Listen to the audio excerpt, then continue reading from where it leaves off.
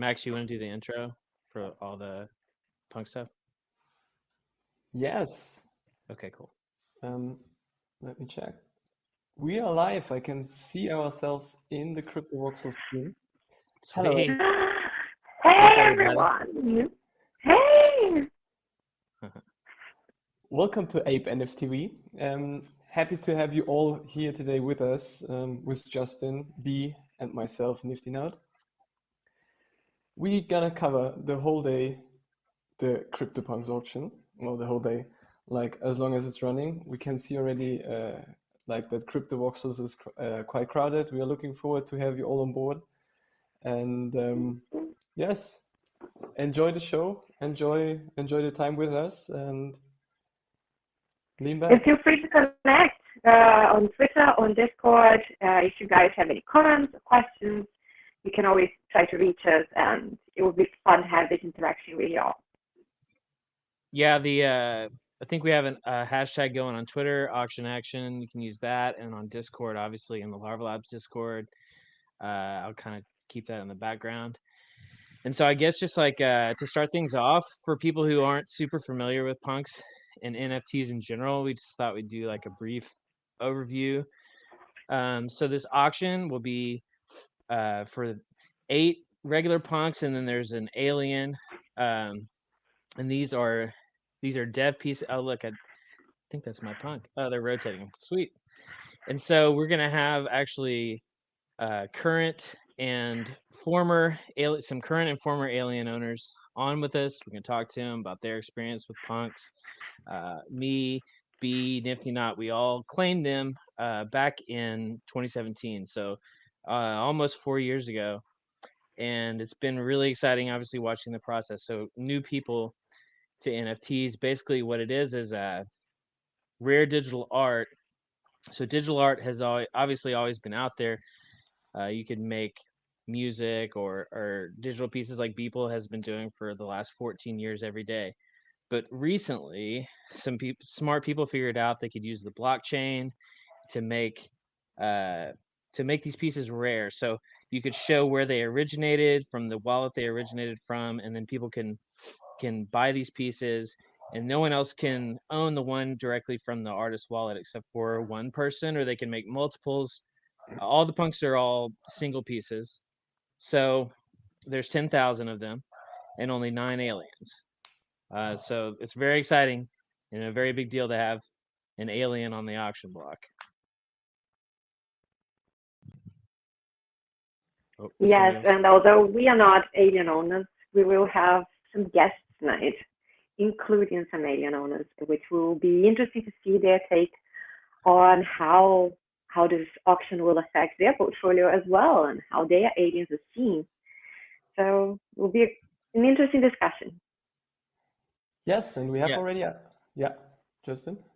Oh no, I was just gonna say also that there's only 24 apes, and B actually has 3 apes. And how many apes do you have, Nifty-Knot?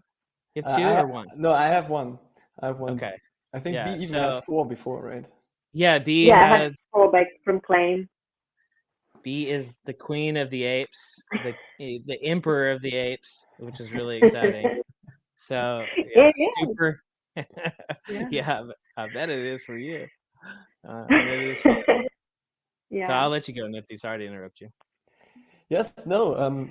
It's very exciting to have the alien up for auction. We have already, like, in Discord, like, popping up what might be an estimate for the auction will go, because the last 2 aliens which were sold this year recently were like for 4,200 ether, which was back in the time 7.4 million. But if you would convert the ether now to today's price, you were around 17 million US dollars actually. So it's quite interesting to see what's going to happen with the auction, right?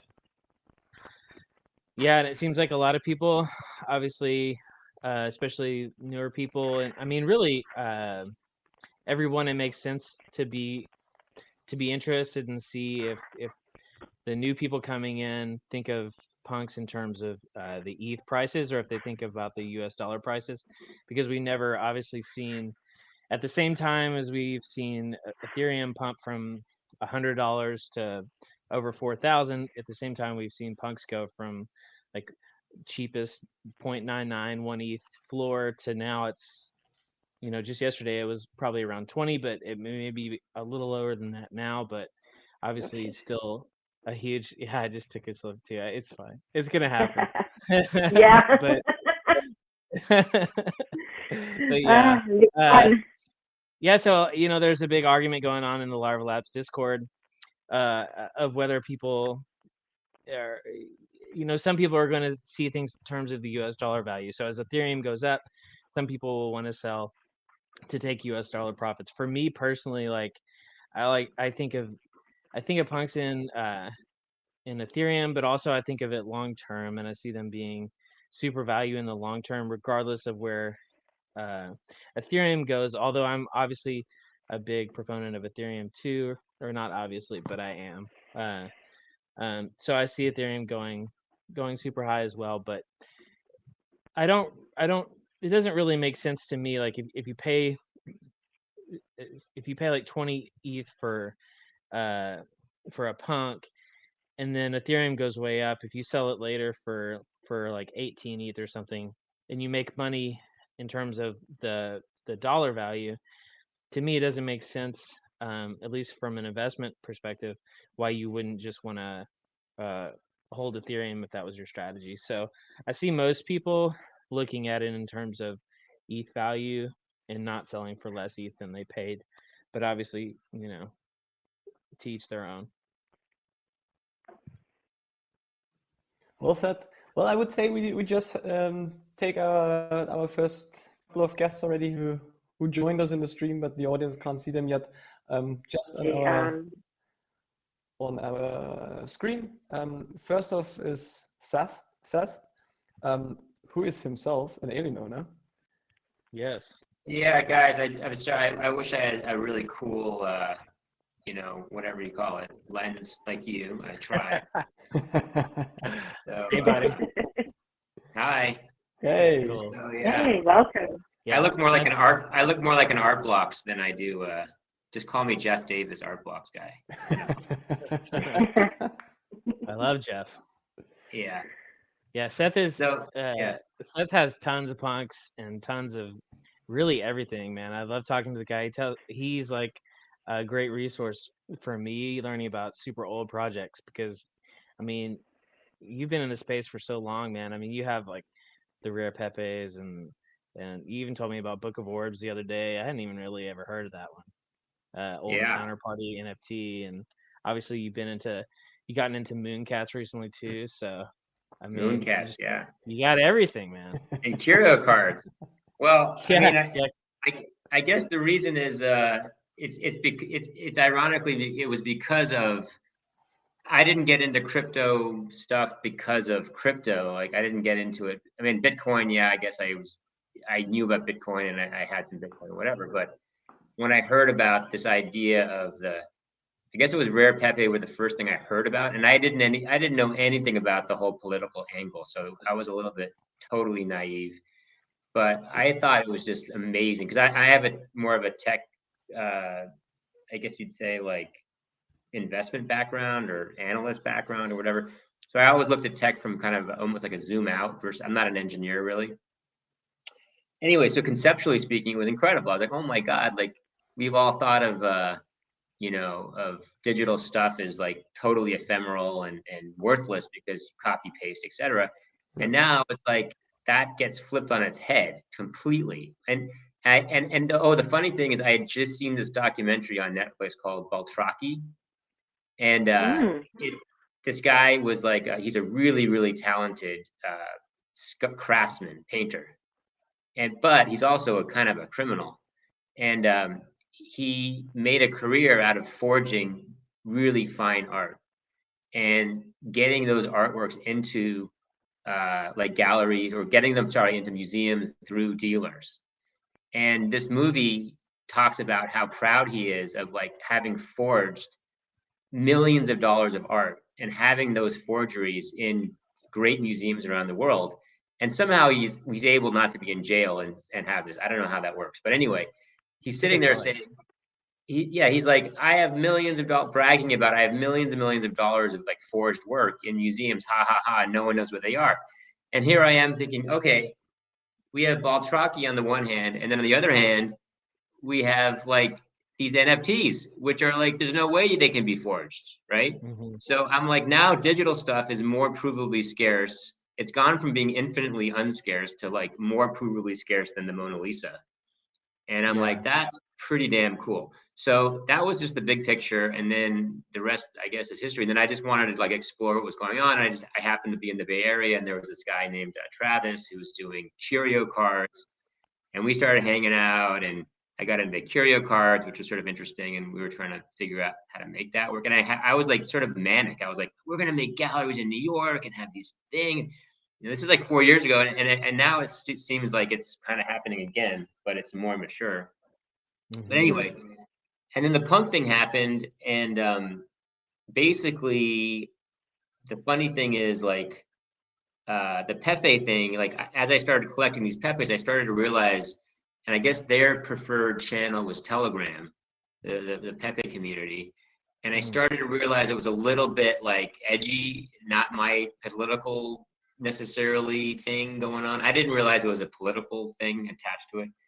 So when I saw the punks, I thought, well, here's the Pepes without the baggage. And so that's why I got super into that right away. Oh, and then but I was too late to get the aliens and stuff. So by the time I got it, it was like day 3 or something of claiming, or day 4, I don't know what it was. But by the time I did it was like all that stuff was gone. But I just got really involved, and then I started like trading around, and then I met a few people with like apes and aliens.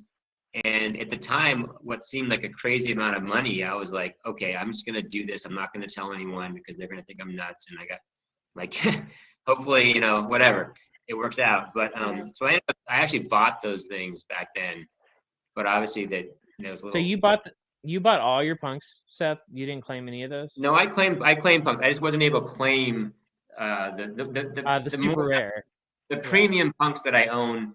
The vast majority of them I bought. Like I was too late to claim. By the time I was claiming, it was a lot of things that, you know, weren't obviously things I got lucky, because some things now are like people, like no one was talking then about like the traits and all. I mean, they were they weren't talking about hidden traits. They weren't. There's all these things now that, oh my God, like that guy Von Mies, who I love. I don't know, I've never met him, but I just love the way that he is completely like, I do too, dialed into. I mean, so he's like a connoisseur. But people like him weren't really around back then, and it was just like someone threw a Google sheet together and like put all these things on a spreadsheet, and it was very like math oriented, just by the numbers. And so on that basis, I had missed all of the ones that were like statistically rare, but you didn't have that other layer. And basically, aesthetics back then weren't that valuable. So they're like, I really like the 3D glasses because personally, when I was a kid, you know, we actually had those. And I remember watching like TV with those, like crazy TV specials that had that, like broadcast TV. Anyway, so I was like, I love these because I had a personal connection, but they weren't that rare. And so that's been a good one because, you know, obviously I think the aesthetic angle and these sort of collectible, my point is that rarity, the math ended up not being the primary, you know, that mathematical rarity became less. It's still important, but there's other factors. Like aesthetics have become more of a factor, you know. Yeah, that's true. And also at first it was like, one thing I wanted to ask you, we talked before and I never asked you, is the avatar that you use, the 3D one, it's obviously not the most rare, you know, punk that you have, but it's like, and someone was asking me about that the other day. They were like, so he had 3 punks and he uses aliens and stuff, alien, and he uses the dickhead, the mutton chop, and I was like, yeah, for sure, man. Like, but that's the thing, is like once you start to use, you know, an avatar as your profile picture, I feel like you get attached to it and like it becomes part of your persona, right? And that's an interesting, you know, thing in itself. It's like people spending lots of money now, and also just the personification of punks in general, and it's kind of hard to let go of them and put them on the market, at least for me, just because I kind of get attached to them because I mean they're like little people. Well, speaking of which, Yeah. actually, we have somebody with us who's gonna throwing his punks soon on the market. Silly Tuna, hello. Hey man, what's going on? Hey.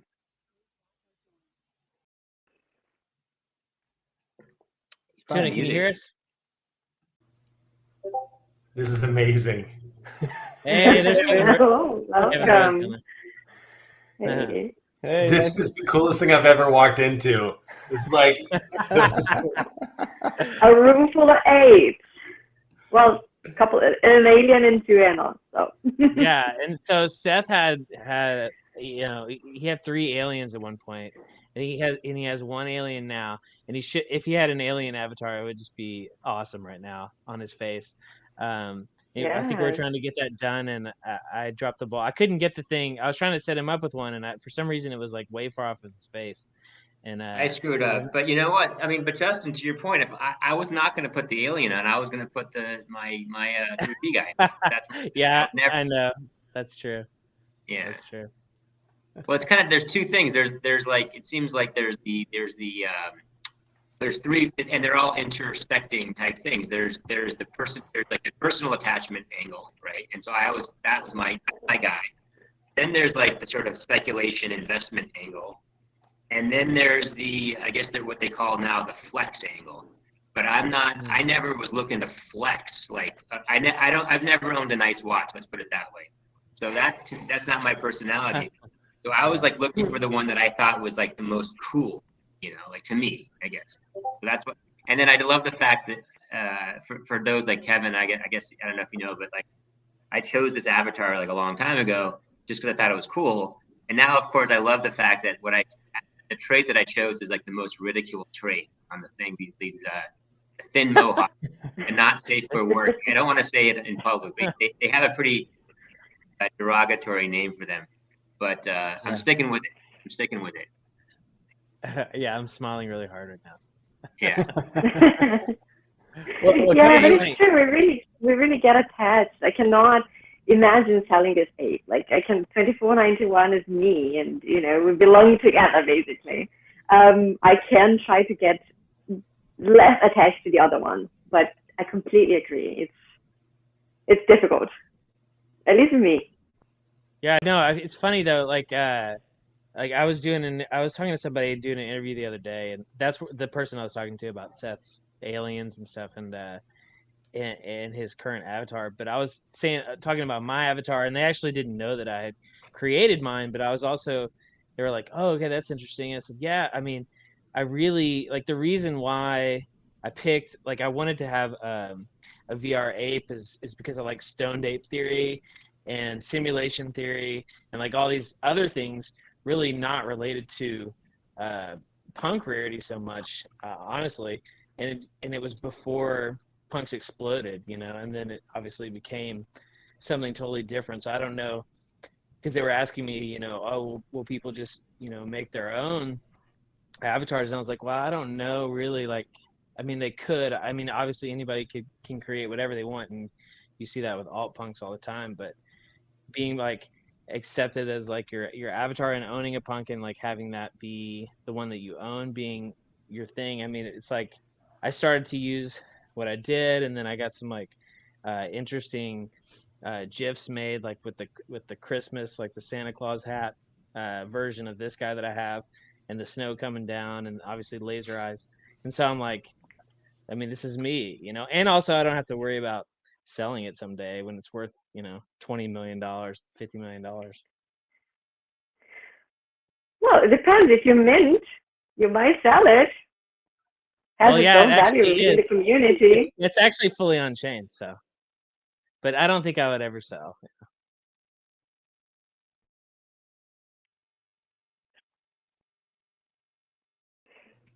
I feel like you need a hoodie to go with that, though. That dress shirt just doesn't match. Oh yeah. I actually, this is like how I dress. Like, it's funny, but like, yeah, Yeah, I'm like a Sperry's guy. Like the RKT. I don't know how you say like the shoes or whatever, but I feel like those virtual shoes and everything, they look really cool, but they're like way too cool for me. I'm too boomer, honestly, to pull that thing off. Artifacts, by the I'd way. like to see you try. Oh yeah. Think you can do it. Yeah, so basically Maybe. we have today from all the different types, we have somebody today on our chat, right? We have apes, we have aliens. Kevin, you have a zombie and some others. I know. I'm bummed I didn't get the whole. Well, I got the memo, but I didn't figure out how to do it ahead of time. I should have mapped my face. I do have a zombie. I love my smiling zombie. He looks very honest. You have the one of the few happy zombies, right? Yeah, it's cool. He's like I wish I don't like his beanie. I feel like the orange. I guess it's not a beanie. He had the little knit hat or whatever. I'm not a massive fan of that, but he's a good looking dude and he's happy. So that's all that matters. I feel like everybody had, like, a lot of people have the beanie these days. You got Silly Tuna with the beanie. You got G Money with the beanie. It's a good look. The orange beanie, at least. The orange, not the propeller one. Yeah. Not the other beanie. Yeah. Beanie Maxi beanie. We just did something really crazy. So I work as a venture capitalist over at True Ventures, and we had a company that had a pretty significant exit for us. And so the partner that actually did the deal, he's big into all things NFTs. So as a gift today, he got a zombie, or not a zombie, but he got a CryptoPunk as a gift for doing the deal, and he was really stoked. Oh. So like we don't give. You know how like some firms will give you a nice bottle of wine or like, a watch or something. It's like he got a CryptoPunk, which is pretty sweet. Wow, that's awesome. What did he get? Or can you say without revealing? Yeah, I mean, he got basically like you could probably see because it went from my account to his account, so somebody could track it down. But it's let me pull it up. It's pretty awesome. I can tell you the number of. Actually, can you do screen shares with this or no? Yeah, you should be able to screen share. I'm like worried about screen. Like, what can I? Yeah. So Justin, There we go. Yeah, exactly. I upgraded to Pro so I could put that little avatar on for. I don't know. Yeah, I just noticed. Yeah, I was pointing down at you, man. I love it. It's great. It's worth the $15. I mean, it's you. No, I know. I upgraded earlier trying to get trying to use green screen, and right, it didn't work out for me, but don't mind. Kevin, you managed to share the screen, and does it work? Yeah, I'm trying to find the actual. Hold on one second here. I had actually a photo of it. Oh, there it is. So Kevin, did the partner who you gifted the punk to, did he know about punks before he got the punk? Oh yeah, he's a big punks fan. So this was like the perfect gift for him. Let me see if I can just say. It's crazy because when you're going to screen share, it's like, hey, what do you want to share? I know. And it doesn't show me even a preview, and it's like, is this like a screen capture of like one of my passwords or like your private keys there? Yeah, exactly. Oh, well. Just hold your Here's breath. my full address and my full list of passwords. You're welcome. I'm going to hold my breath on this one and hope this isn't something horrible. Oh, wait, Chrome did not have permission. Can you see that or no? You got to get Pro. No, we can't see it. These guys are heavy on the. Okay. Well, So, in the meantime, guys, I would just quick jump into crypto. Wait, if you tell Nifty Knot, he should be able to pull it up. If you tell him the number. Yeah. Yeah, let me find the number. Yeah, that's a good crew, man. They got a lot of people. We got a lot of people hanging out in CV. Right, it's pretty cool. It's very cool. Yeah, there's Nifty Knot. You guys are awesome for watching us as well. There's Beanie. Yeah, it flips through in the gallery. Right? That's pretty cool. Excellent build by Gareth. Grats, Gareth. Yeah, man, that was awesome. Appreciate that. So you know how people talk Yeah. about all these like fat protocol, then it turned into fat punks thesis and all that stuff. That's all fine and good, but can we just broach another thesis real quick? Can we introduce a new one? Yeah. All right. So you know how like the Silicon Valley crew, let's call them the tech bros for lack of a better term, like they have not been collectors of like art really, because I think it's kind of like when you look at like a Jackson, even like a Picasso now looks dated because it sort of reminds you of a college dorm room or something, or a hospital waiting room. Like you don't. And so like, you go around Silicon Valley and you look at nice people's houses and they don't have, that kind of art. And so when I see these NFTs, I'm thinking maybe this is like when the tech guys come in and say, this is the kind of art I want to collect. Like, and then you look at what's happening on art blocks and the generative art. And I can see the tech folks like totally geeking out on it. When you have all this, like when you're combining technology and art together, maybe that's the spark that gets the sort of the Valley crew in, which I think would be a big thing because they have a big megaphone. Like folks like Kevin, like he talks to a lot of people that talk to a lot of people. And, so maybe that's, I think of this, the analogy I think of is like the Medici era where you had, you had these Medicis that were sponsoring artists. Like the Renaissance happened, a lot of money made, and then that fostered art, right? That gave you resources for art to exist. And we're in the Renaissance now. It just happens to be the tech thing. And yet the artist community. So what I see is like the future might be that the technology Medicis are like, well, give me a portrait. Like and now the punks are the portraits or whatever. Or, like if you're Elon Musk flying to Mars, you want like an NFT in your ship that changes based on your geospatial coordinates and all this kind of cool stuff. Like all these things. And I just feel like maybe we're just on the cusp of that. Like even this whole crypto voxel thing is sort of just like the beginning of like an explosion of that. No, I totally agree with you. And it's interesting to me to like, I've been saying it recently just because I've been talking about like the origin of finding out about punks. And basically at the time I was working on trying to merge like the three things that I'm most passionate about, which is art in general. I used to be professional musician and was writing songs a lot, but I've always liked the visual arts too. So I wanted to combine visual art with the blockchain, just trading shit coins for a long time, and then virtual reality. So I started to get into virtual reality with like a friend of mine had an Oculus dev kit, and so I was like, oh, this is dope. This is going to be a big deal. Like, how can the three of these be combined? And trying to figure out how to collect. At the time, I was thinking like of collecting, really old art and then preserving it and storing it on the blockchain and then showing it off inside of VR. And so like 5 years ago, where I thought that we kind of were, I feel like right now we finally kind of are at that point where like 20% of households in the US have access to a head-mounted display, and more people are, open to hanging out in a virtual world. But we're still like super new, as you can see, like from the feed that NiftyNot was just showing. A lot of those people are still, they're floating and they don't have customized bodies. You know what I mean? So maybe a year from now or whatever, those will be Meebits or whatever. Totally, maybe. Yeah, I'm super looking forward to having a Meebit as an avatar now. Like, I'm really looking forward. And there's no going back, really. Like, seriously, there's no going back from metaverse, from NFTs, and the ways we can explore the technology is just, it's going to go more mainstream also because of the new ways to use it.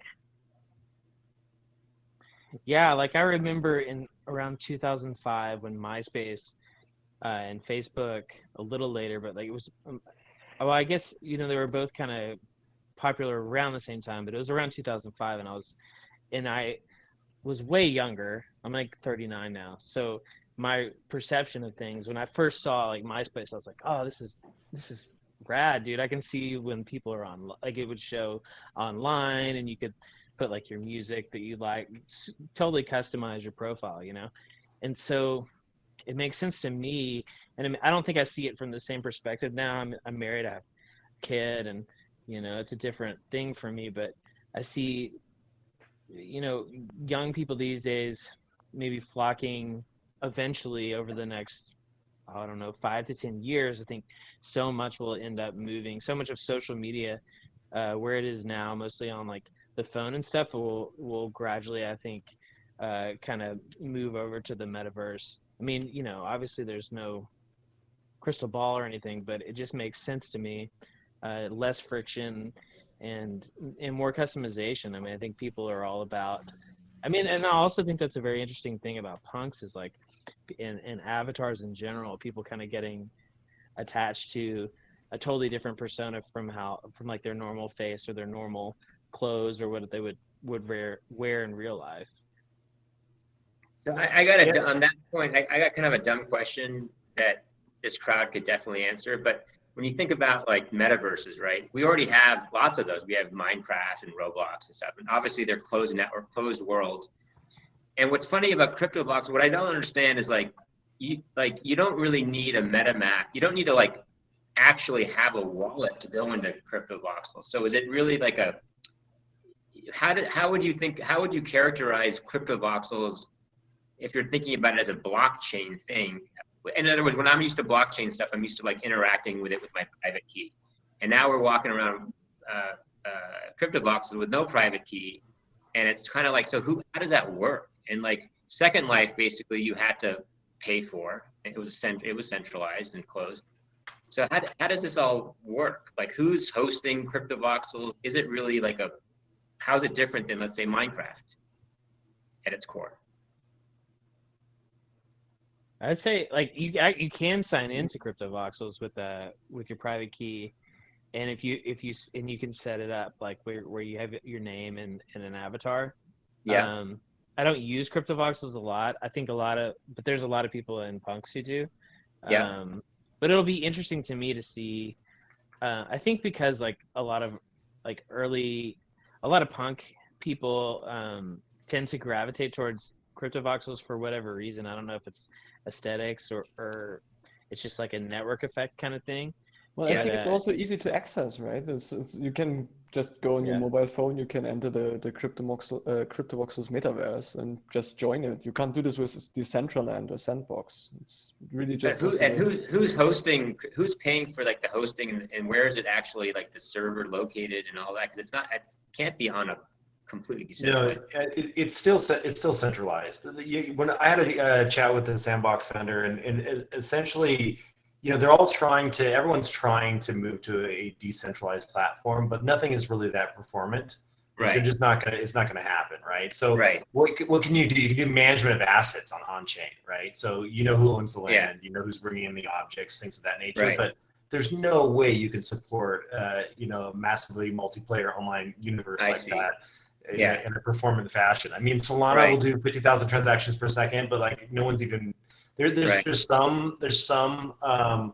one big game that is being built on Solana right now that has the promise of doing something like that. But you know, there's no decentralized databases. Like the best we have is IPFS and Filecoin, and that's just for static storage. So you know, I think it's still early days, but it is nice that we can own like part of the universe, even though it is still centralized. Like it's cool that we can own the land, we can own the objects inside of them, and we can take them with us, right? You can take them to a different world, into a different universe whenever you like. So that part is really awesome. Like no longer when a server goes dark, are you just like losing all of your items, right? Like the portability is what I'm most excited about. Yeah, and I guess you can think of it as like a single sign-on to every metaverse, and you don't need to have like a login with CryptoVoxels. Your login is your private key or your wallet.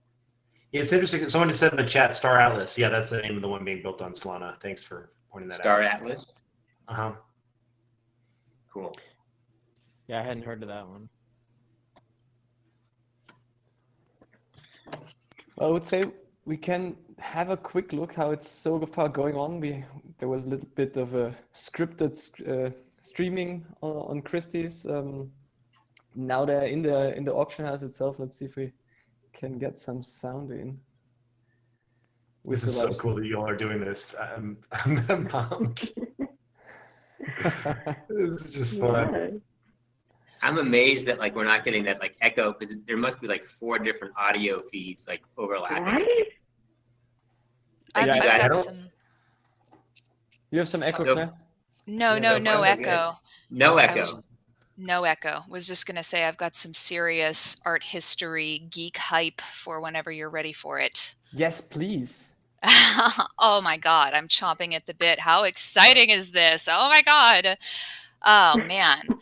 I've been researching the Christie's page where they have all of the auctions listed, the pieces that they're going to have, and like the narrative that they are declaring front and center with this lineup of artists is actually insane. Like there is so much subtext there. They've got Basquiat, they've got Banksy, they've got Damien Hirst, Richter, the punks. So like the common thread there is they're all ahead of their time. They're all historically disparaged in some capacity as not real art.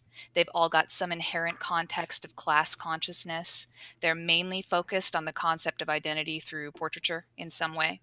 I feel like they're really framing punks as the face of this new movement that we're a part of. It's kind of like this neo-expressionist pop, very punk movement. And like Christie's has quoted Warhol extensively on their summary of the punk slot for the auction. I think they are way more serious about this than we even knew. I think they're recognizing this movement with the importance it deserves. Like, sorry, my cat's meowing. That was the There's cutest a- thing.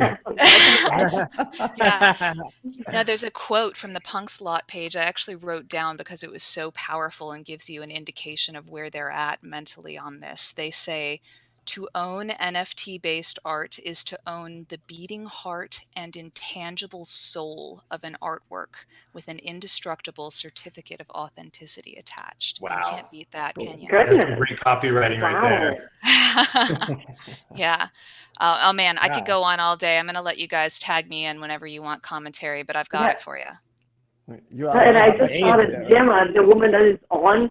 She's also like, there was something with iconic art. So pretty impressive. That's where we are at the moment. As you said, Claire, the context that they put it in is punks is something we love and we've been around for a while, but it's a different type of validation.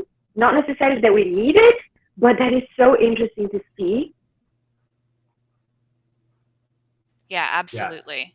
Like any old trad world art validation is going to be very important for getting the larger mainstream on board. And man, look at that piece they've got up now. That's so 80s. It's so different. Definitely probably was not seen as real art in the beginning, but look at it and look at the way they're treating it. Incredible. Yeah. By the way, I'm not sure who was just speaking. I don't think we've met before. I always see the big C. Yeah, Yes, sorry it's about Claire. that. Yeah, that's Claire Silver, Claire Silver 12 on Twitter. Kevin, nice Awesome. to meet you. I think I Nice follow to meet you. Should if I don't. Yeah. Yeah, our art expert here, Claire Oh, Silver. I wouldn't go that far, Yes. not for Christie's. I would, so allow me. Aw. So who was That that? was- There's an That artist. was dope. Does anyone know Jenny Holzer, the artist from the 80s? You mentioned 80s art. I don't know her. No, I just No. saw that most of the lots were 70s and 80s pieces. A few newer, Yeah. but mostly. Oh, another kitty. Well, in her era, she was famous for this sort of LED display art with that would make provocative statements. And one of her famous ones was "Money creates taste," and it was all in the MoMA and the LACMA in LA, and it was like it stuck with me my whole life. And it feels like Christie's and all this stuff. You can't. I mean, it's a weird thing. People like to think of art being objectively thing, but it's a self-referential kind of validation. Like obviously the money, the Christie's, it all kind of, and then history is being made, period. Yeah, absolutely. And I'm not sure where I have the exact quote, but it was a Warhol quote. And he was essentially saying that money is art, working is art, good business is good art. And that Larva Labs has taken that and twisted it for the new by saying that art is money, and by creating CryptoPunks, making that, sort of manifest. Super cool. Will we be able to get audio on this at some point, or is not going Yeah, to? let me see if I can put in some audio. I was just chatting with the CryptoPunks founders and seeing if they can join us in here. Oh, Yeah, I talked to Pitts a couple days ago. Bring them along. Bring them Did along. they say they're down? Can you hear the audio or not working? I can't. I can't hear it either. No, yeah, that's muted. Maybe I can't put it in then. Just Oh, really? It worked the other day. Oh, it's muted.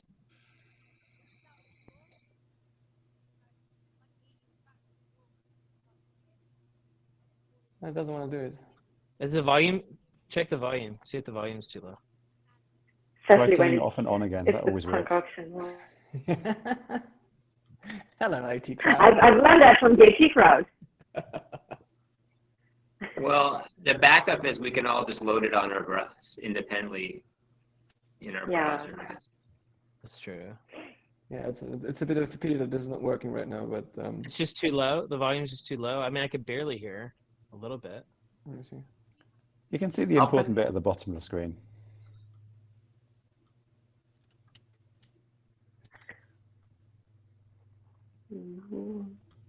This is really cool. Right? It's kind of Well, looks at least like we see the prices on the screen, so that's good. We'll know what it's going for. Way different from the people auction, obviously online only.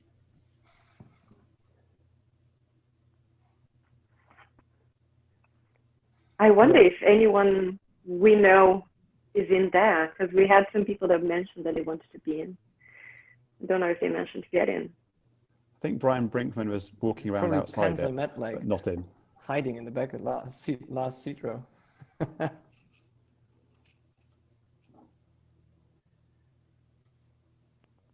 Yeah, but I can't get an audio in there currently. That's a pity. But as you can see, was it the second or the third lot already? So we're in lot 2A right now. Lot 2A, oh yeah.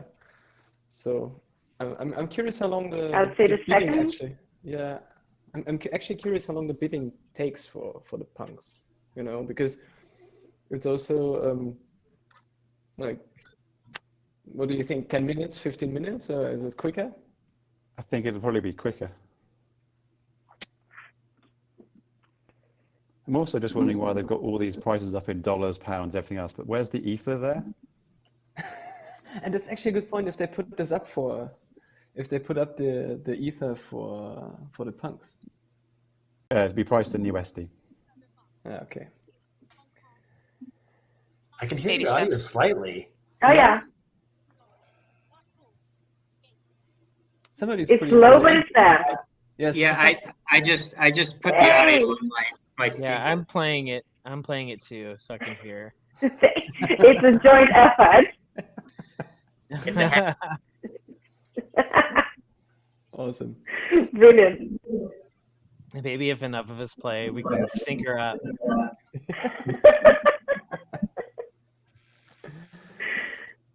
Well, so what anyone has a guess on how much it goes for today? Or 10 to 15 million. 10 to 50 million. I think the ether Okay. price has probably hurt things a little bit, but we'll see. I suspect 10 to 15 million. Also, I alluded price to of the fact that Ethereum? KYC was really strict earlier. Yeah. So can we just do a quick recap on what the last alien sold for, and are there any of the others that are in there that are collectible? I haven't looked at them in a while. Yeah. So we had I think the last two alien sales were at 4,200 ether, which were at the time like 7.5 million US dollars, which for nowadays That was would be yours, right, Ted? 70 million, right? Seth, that was your alien? Yeah. Yeah, 4,200. How much? It was 7.5. Well, I only priced mine off that there were two priced at 4,200 right before me, so I just priced it off that. So there's Yeah. three. To my knowledge, the first one was 605. That sort of kind of got things going in January, I think it was. Yes, it was bought by a DAO, a decentralized autonomous Flamingo. organization, actually. Flamingo bought that. They bought it from me. That was a crazy story. And then and then 2 traded at 4,200 ETH, and I wasn't. I think I don't know how that went down, but then the third one, the fourth one. I'm sorry to interrupt. Go ahead. No, it's all right. There was just what I'm saying is I think 4 traded this year. 1 at 605 and then 3 at 4,200. I can say that I never revealed how much mine was traded for. Okay, so got it. Yeah, but and that was the thing. So Scott was supposed to join us too, and he had I was wanting to talk to him. He did like over the counter trade, and you bought yours. I'm muting my stream so I can. You bought yours, Silly Tuna, from Scott, didn't you? Yeah, I bought mine from Scott. Yeah, and so I don't. So did he sell 2 over the counter, or just the one to you? I just bought one. I can't tell you anything about anything else. Okay. Yeah, I didn't remember another one. There were 2 that sold trading after on the mine. market. Yeah, for 4,000. The 2 that sold after mine were 4,200. Mine was a bit less than that. We were all just trading around the Beeple sale, basically. Yeah, it accelerated quite quickly, the prices, right? I think it was in January or February when G-Money bought his ape for 140 Ether, and then was 4156 who bought his ape for 650 Ether. And now we have zombie sales, which cost like 500 Ether, like $2 million US now, and soon we will see how much an alien will fetch on an official auction. Yeah, just to give people a quick update, the Larva Labs set is going number 9 is the auction number, and we are currently at 4A, so we're not that far away. Oh, thanks, Kevin. Oh, No problem. thank you. And I'm also looking forward to see it because the bids are now at 500,000 and something sold for 300,000, and then the punks come along, and I wonder if they're the star of the night. I think there's also the Basquiat, right, Claire?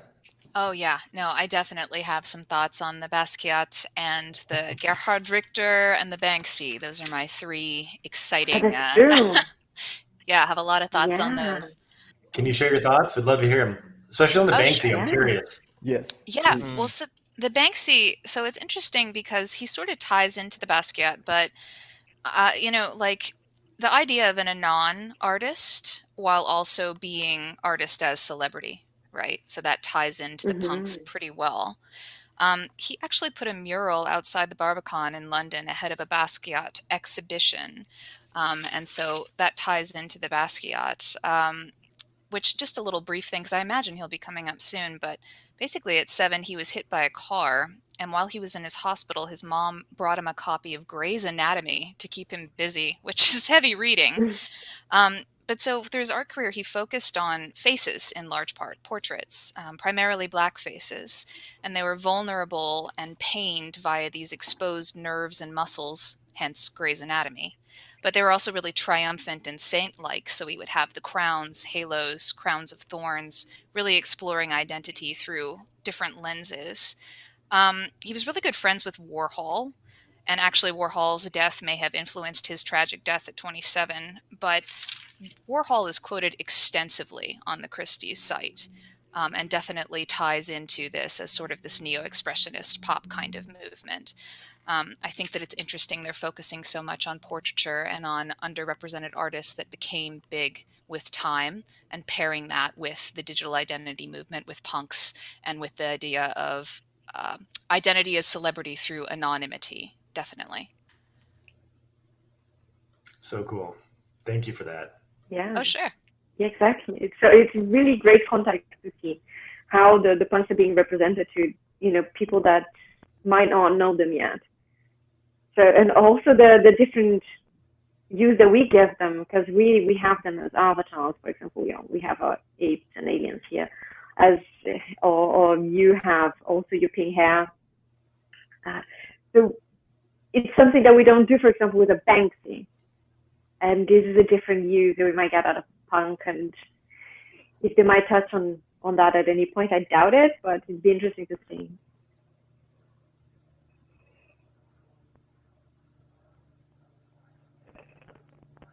Just for some quiet time here, I'll fill it with a quote from Christie's again, from their page about CryptoPunks specifically.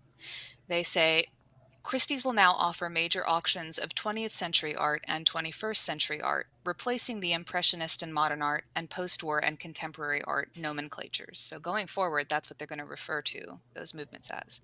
The new format will underscore the radical nature of the modern masters and their lasting impact on art created today, emphasize the electricity and relevance of the art created over the past 40 years, and make room for the new, both physical and digital.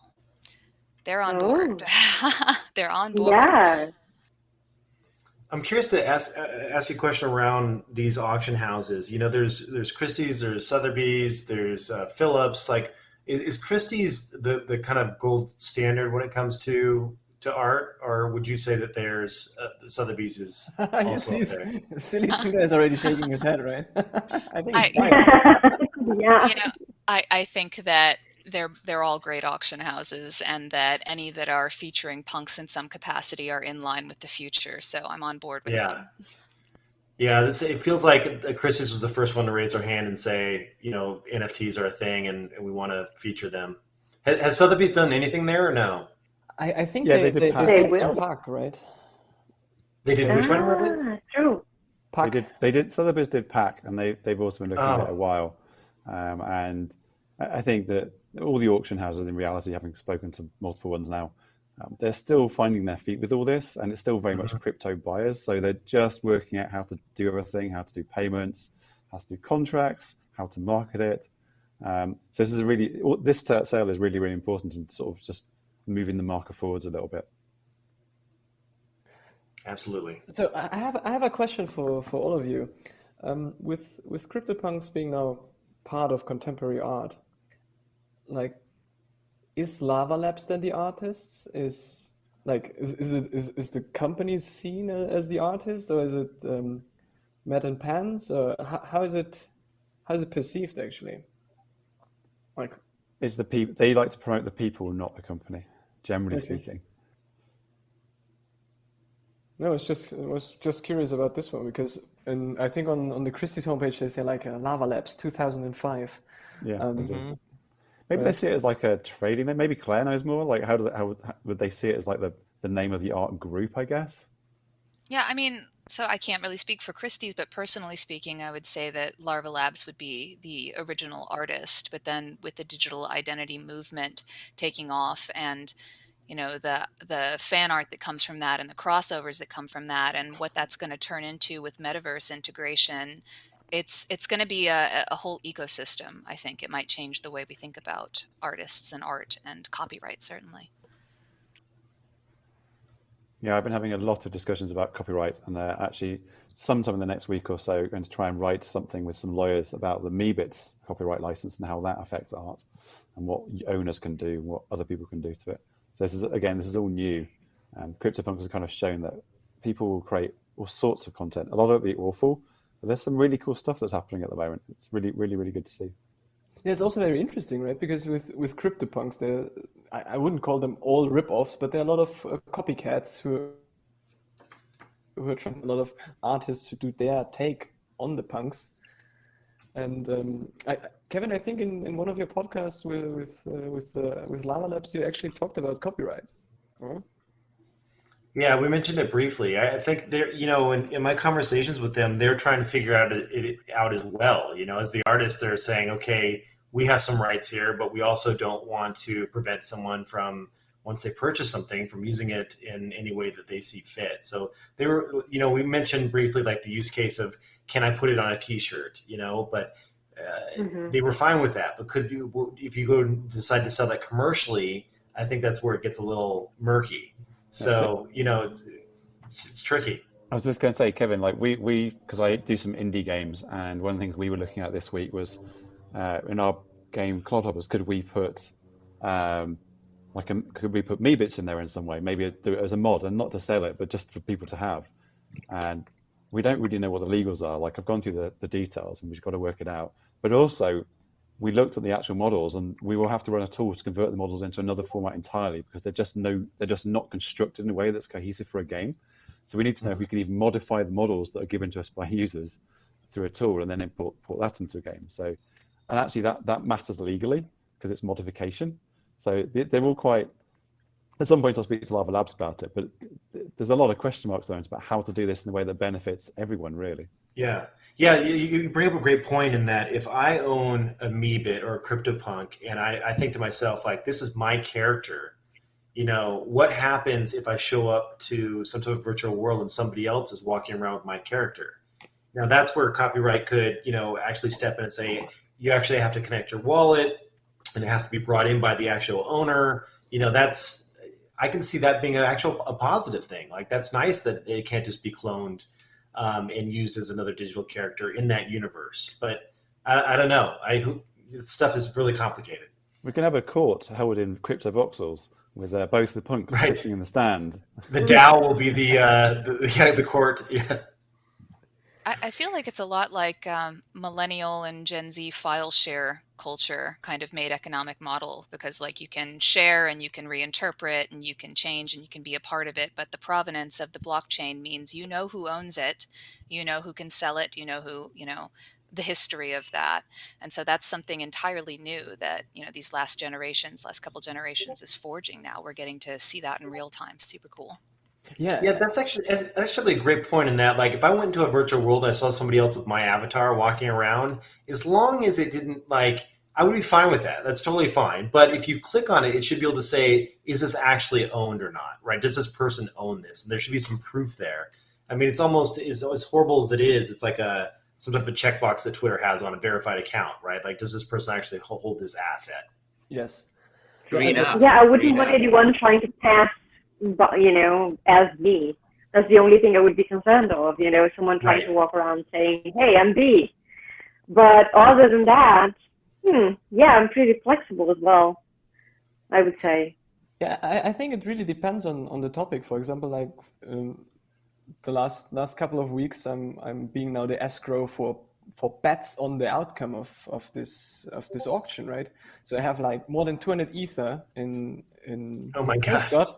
I have more than Wow. 200 ether in escrow for people doing a bet on the outcome of the auction. So I would hope that people don't try to scam others by using, for example, my avatar on Twitter or whatsoever. We have seen that some fake Twitter accounts are popping up the more the punks are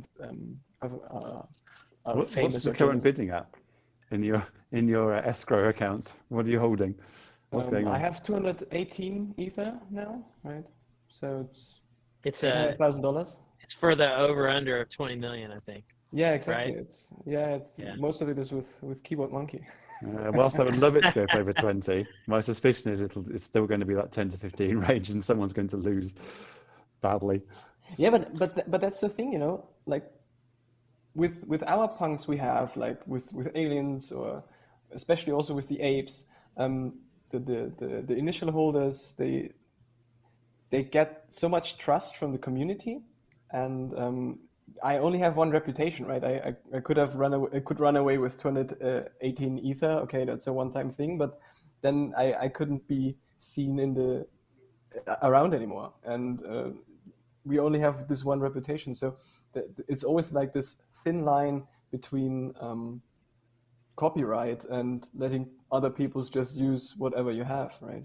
I wonder what value the reputation of the identity aspect of CryptoPunks is going to be, because obviously some of you have really long-standing ones. I've picked another one that is as close as I could get to my alien, which I'm just going to continue building with. But like, if Justin's not going to sell it, but the fact that it's very recognizable feels important to me. It's not just a hooded VR CryptoPunk anymore. There's a history there, and I think that history is going to be important and valuable in its own right. Another quote Christie's had up from Warhol was, money is the most universal and most efficient system of trust ever devised, which is very interesting because crypto is trustless, right? But then you have Nifty, for example, holding all of this. And so the intersection of that trust versus a trustless system is fascinating. Yeah, and like what Silly Tuna was talking about with the avatars and then becoming part of the identity, it's like interesting to me being able in a digital world to wear the art and collectibles that you have literally on your body, on your face even, right? So it's just so different than from the traditional world where you have people over for dinner parties or whatever, and maybe like in your dining room there's pieces of art or historical documents, whatever, and they're kind of conversation starters. So yeah, just the use of artwork and kind of seeing where that's going now. It'll be super interested to see where it goes in the future. What happened? The price of the basket. Wow, our stream's slightly ahead of yours. 45. Oh, yeah. Wow. Oh, Yeah. Yeah. 48. Oh, Yeah, that's about on par. 50. Here we go. Oh my god. Hey, also I want to say hi to Scott Lewis. He just joined us over there. Hey, Hey, Scott. y'all. Hey, Hi, Scott. Hey, hey, Scott. Happy to be on here. hi. Hey, Yeah. Scott. Happy to have you here. Welcome, man. fellow real face person. Yeah. I can give you my real face, but only briefly if it's sort of. No, it's not even going to work. I'm just an alien for life. Always, anyway. Yeah. I haven't really associated too much with any of my NFT collection, like publicly. But, Yeah, I've noticed that.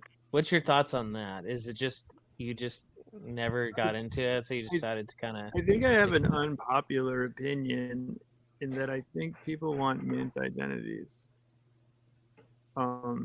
And I know that's like heterodox in kind of some of the NFT community. I do see the value of like the story through history of like NFTs. But I also see the value of like someone that just wants to define their avatar with their own sort of digital persona from scratch. I think both are equally valid. It's just different for different people. And I think that's what's interesting is the online persona, the visual representation of that online persona is just getting more and more important. Yeah, like I do associate it with like one of my NFTs more than the others, but it's like more only in like private channels, I think. But Oh, yeah. interesting.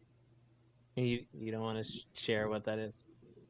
Too private? Oh, the alien with sunglasses and a cap. Oh, The cool. do-rag. Yeah. Does it feel like is there a reason why you decided to keep that in the private channels and not in the public? Yeah, I don't know.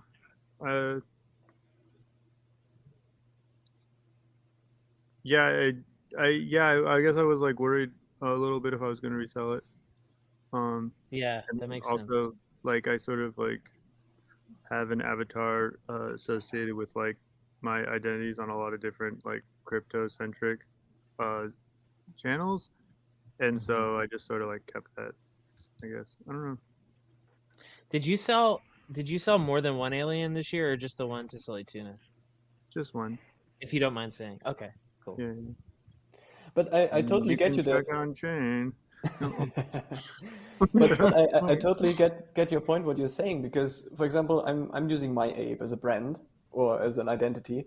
And I think if I'm going to sell this, like I have, I don't know, 4,000 Twitter followers right now. They're following Nifty now, the ape, right? It comes also with the identity then, or it goes away with the identity. I don't know if I can still keep the identity if I'm selling my ape. And also like what we were talking before about the trust, because with a certain avatar, you might have more trust than other people who are Anon. Yeah. One of the projects, and like right now, like I see a lot of people that are rocking like fake apes and stuff.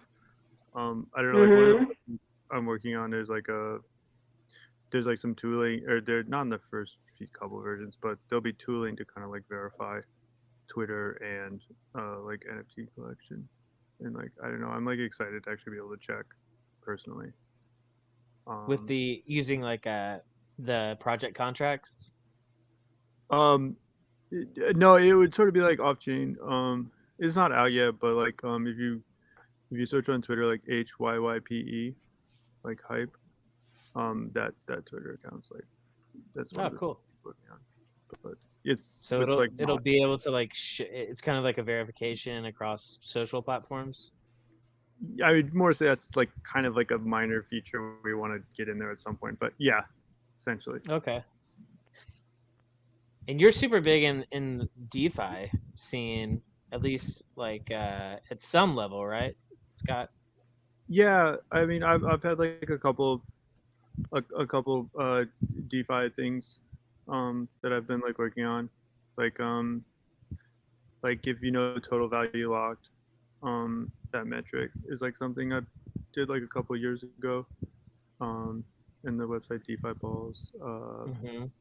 Yeah, there's a trading Yeah, so platform coming out tomorrow called Slingshot, which I think is gonna be pretty fun. and that's you too, right?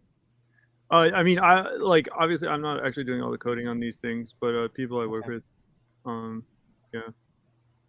And you were also involved with the NFTX, correct? Yeah, still Awesome. working hard. So many big projects, man. That's cool. Yeah, it's almost like I'm not doing any real work and just talking to a few people every day. But it's fun.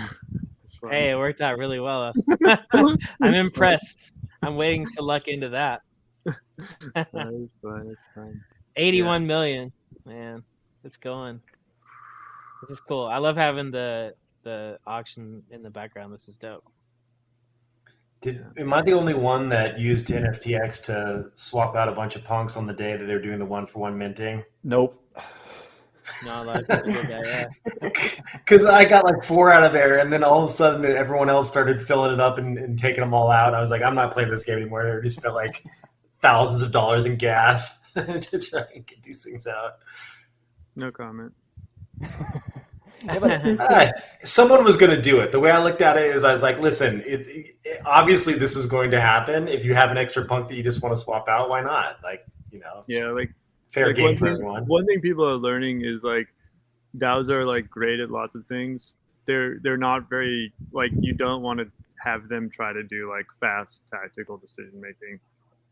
That's like not their sweet spot. So I don't think it was like a great idea for NFTX to try to like do something very short, like at the last minute to try to change it. It kind of introduces more danger to the protocol. That's where I put my my zombie in there, and I was able to swap out all the zombies, but there's only I think 3 in there. But I was risking it. I was like worried someone was going to come in and pull mine out, and I'd lose it forever. yeah, but you're more happy with the one you have now, right? So in this case, it totally worked out for you. Yeah, I got mine back out again. I spent some extra gas to rescue him. I felt like felt good when he got him back home. Bring back the zombie. Can see the hashtag trending, right? And we're on lot 9, and it seems we're not on punks yet. Yeah, sorry about that. I messed up the lot numbers. Lot 11A. So we're still a couple away. 2 to go. How much did the best gas sell for? Did anybody see what it ended up going for? 81 million. 81? Maybe the check's bouncing though. Yeah. No, it says price realized total with because obviously they're going to do that little extra. Was it 20%, Claire, that they charge on top of that? Probably something like that. Yeah, 93.1 million is what the total realized price was for that last one. Wow. According to the website, the Christie's website. Amazing. Makes punks look cheap. Bargain. Yeah. Right? Room to grow. There we go. What a bargain. Yeah, but the craziest thing about right now having punks now on Christie's, like Christie's is giving it basically a knighthood, like they're putting punks now in contemporary art. So they turn from collectibles to art because you don't see that many baseball cards or something sold on Christie's unless they would fetch a couple of millions. But it's quite interesting to see that you have a collectible turning into a contemporary art piece, and not only one. Like because with these 9 punks comes like another 9,991 punks, right? Who are all contemporary art then. It's interesting too that Christie's is assigning value to low mint number punks, which is not something that the community has done necessarily. I thought the same thing. Yeah, but the community has assigned value to traits that they find valuable. Hidden traits or hoodies, for example. It's sort of shaped the narrative. And I think it's kind of meta, like it's kind of tongue-in-cheek performance art on Christie's part to be doing the same through this. I don't know. I think it's a cool thing. But you think it happened also because of Top Shots, because Top Shots, like the edition numbers, the smaller they are, the more expensive they are. You know, because it works when you have, at least from my point of view, it works when you have like several of the same, but no punk is the same. They're all unique. So with the edition number, it doesn't really work there, from my point of view. Or did they also went for the artist in the case, so not someone they claimed and are selling, or did they really want to have the artist selling their own art?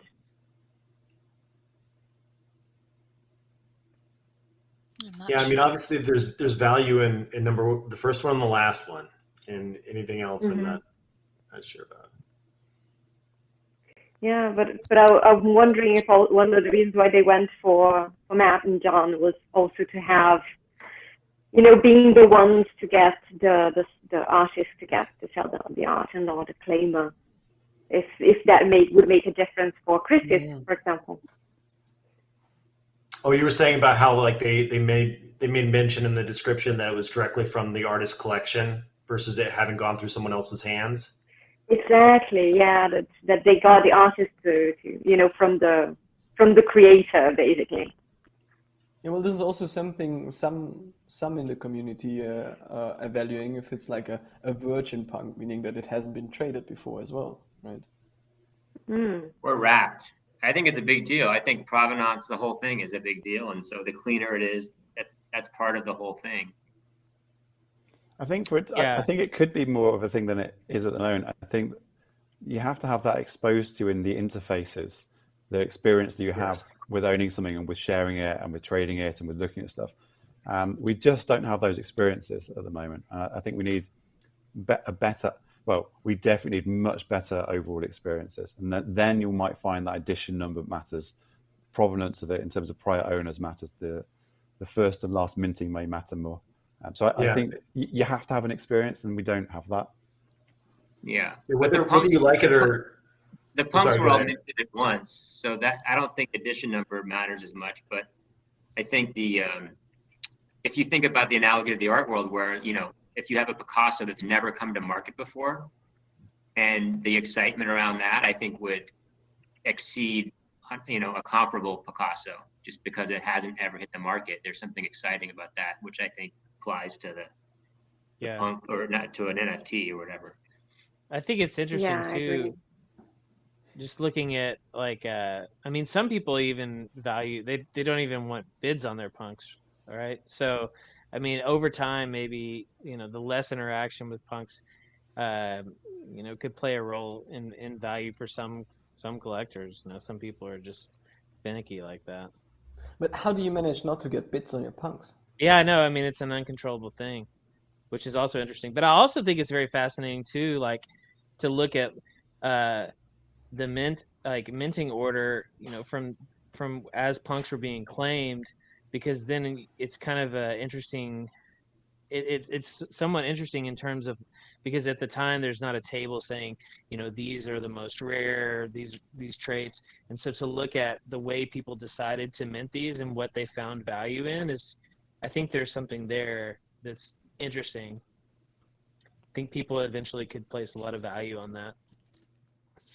But isn't it fair to say that when it comes to punks, they were all minted at the same time? I mean, to a certain extent, but also, you know, not totally. I mean, you know, there was like obviously a time period in the very beginning where you know, not many people knew about the project, and so there weren't a whole lot of people claiming them. But then, you know, at some point, like after the Mashable article came out, you know, a whole bunch of people are trying to scramble, and the people who realized and stumbled upon, you know, we have a couple of them here. You know, they stumbled upon the apes, and then they decided, hey, I'm gonna grab a bunch of these. You know, these are no, I get that. I'm just comparing it to something like art blocks, where the minting, you don't know what the piece is until it's minted, whereas punks, it was one image that was hashed, and all the IDs, you know, it was all the image. Every punk was created at the same time in terms of yeah. I don't so much mean mint order, more as just like people picking. Yeah. Has anyone talked about the Christie's, the buyer's premium? And I mean, typically, I think it's pretty high, 20 to 30% buyer's premium. Yeah. And is that being baked into this over under bet, or is it the hammer price?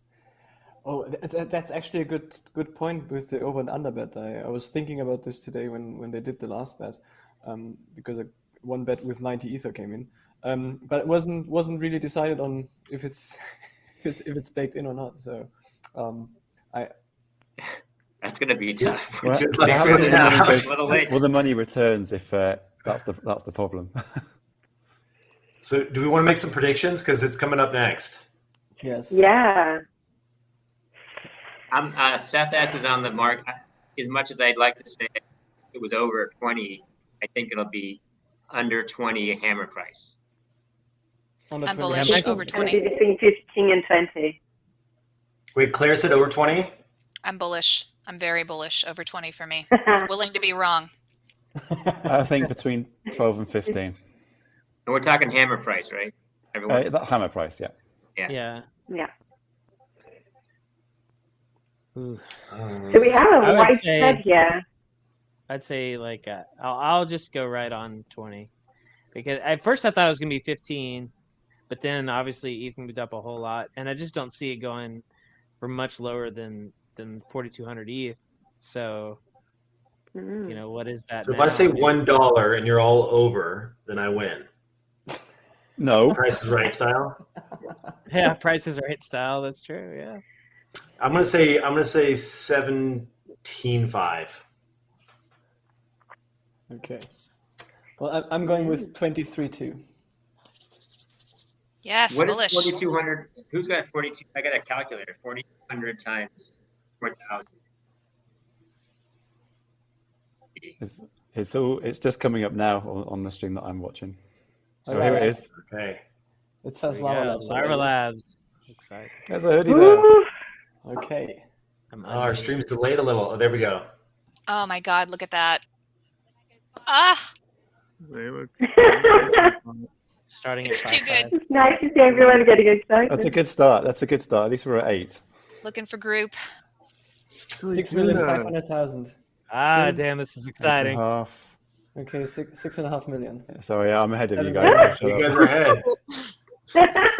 Okay, 8 million already. It's not $1. We good can grief. say that.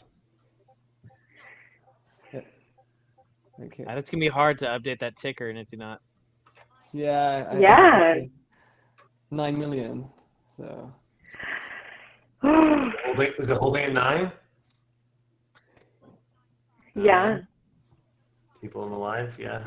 I know we're delayed by about 20 seconds here on the one I'm watching.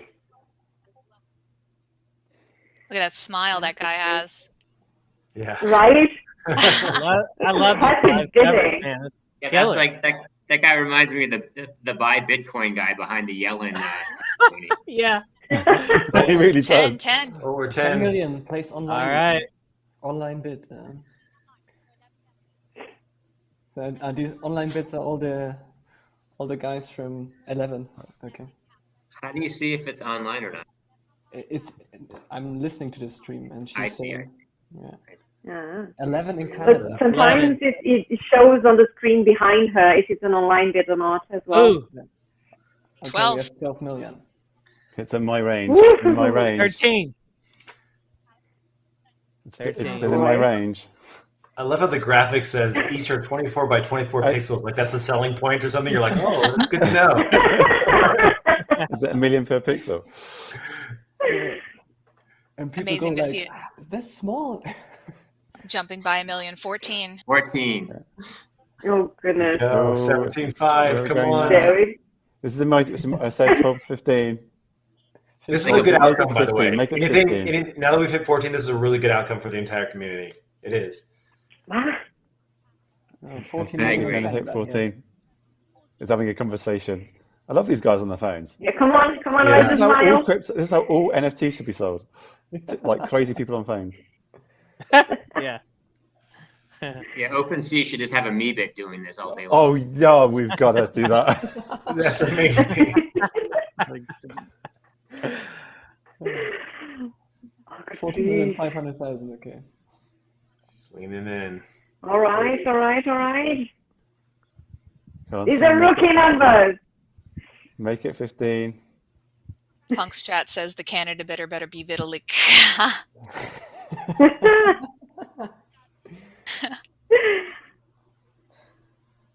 Elon's still recovering from SNL, so he's probably not paying attention. I just hope that people think that whenever they do a bit, that it returns, like it stays then 5 minutes longer, so extends it, right?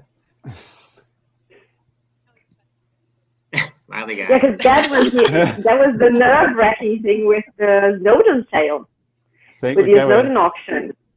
I think she said that's Noah. I think that's Noah. I'm not sure.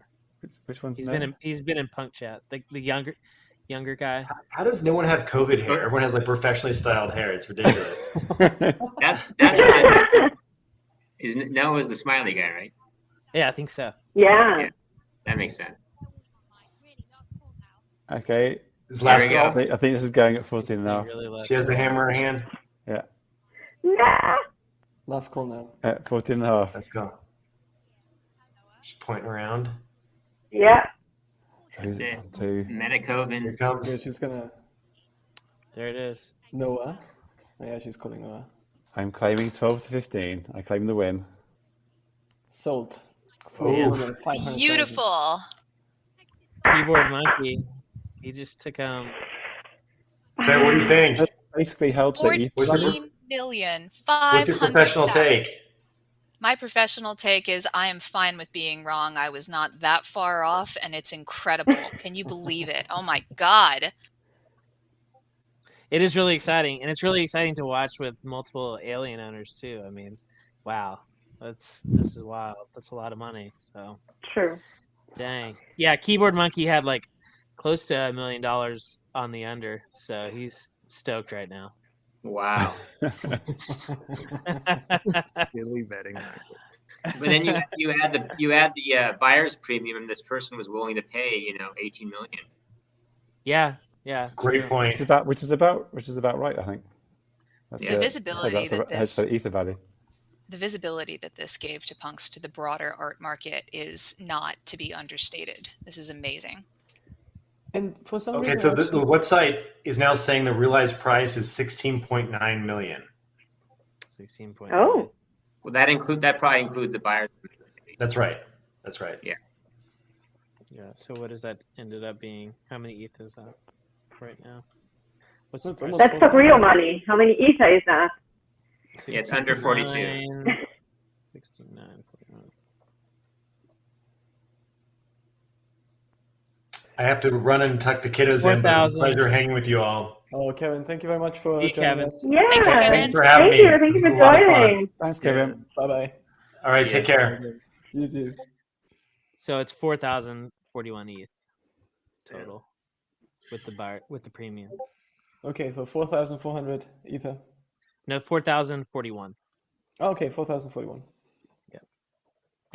At current ETH price, which is 41.80. Well, it was 41.82 when I did the math. I mean, it might have been a little different earlier. I think that they did the price. The spot price of ETH was like at 11 a.m.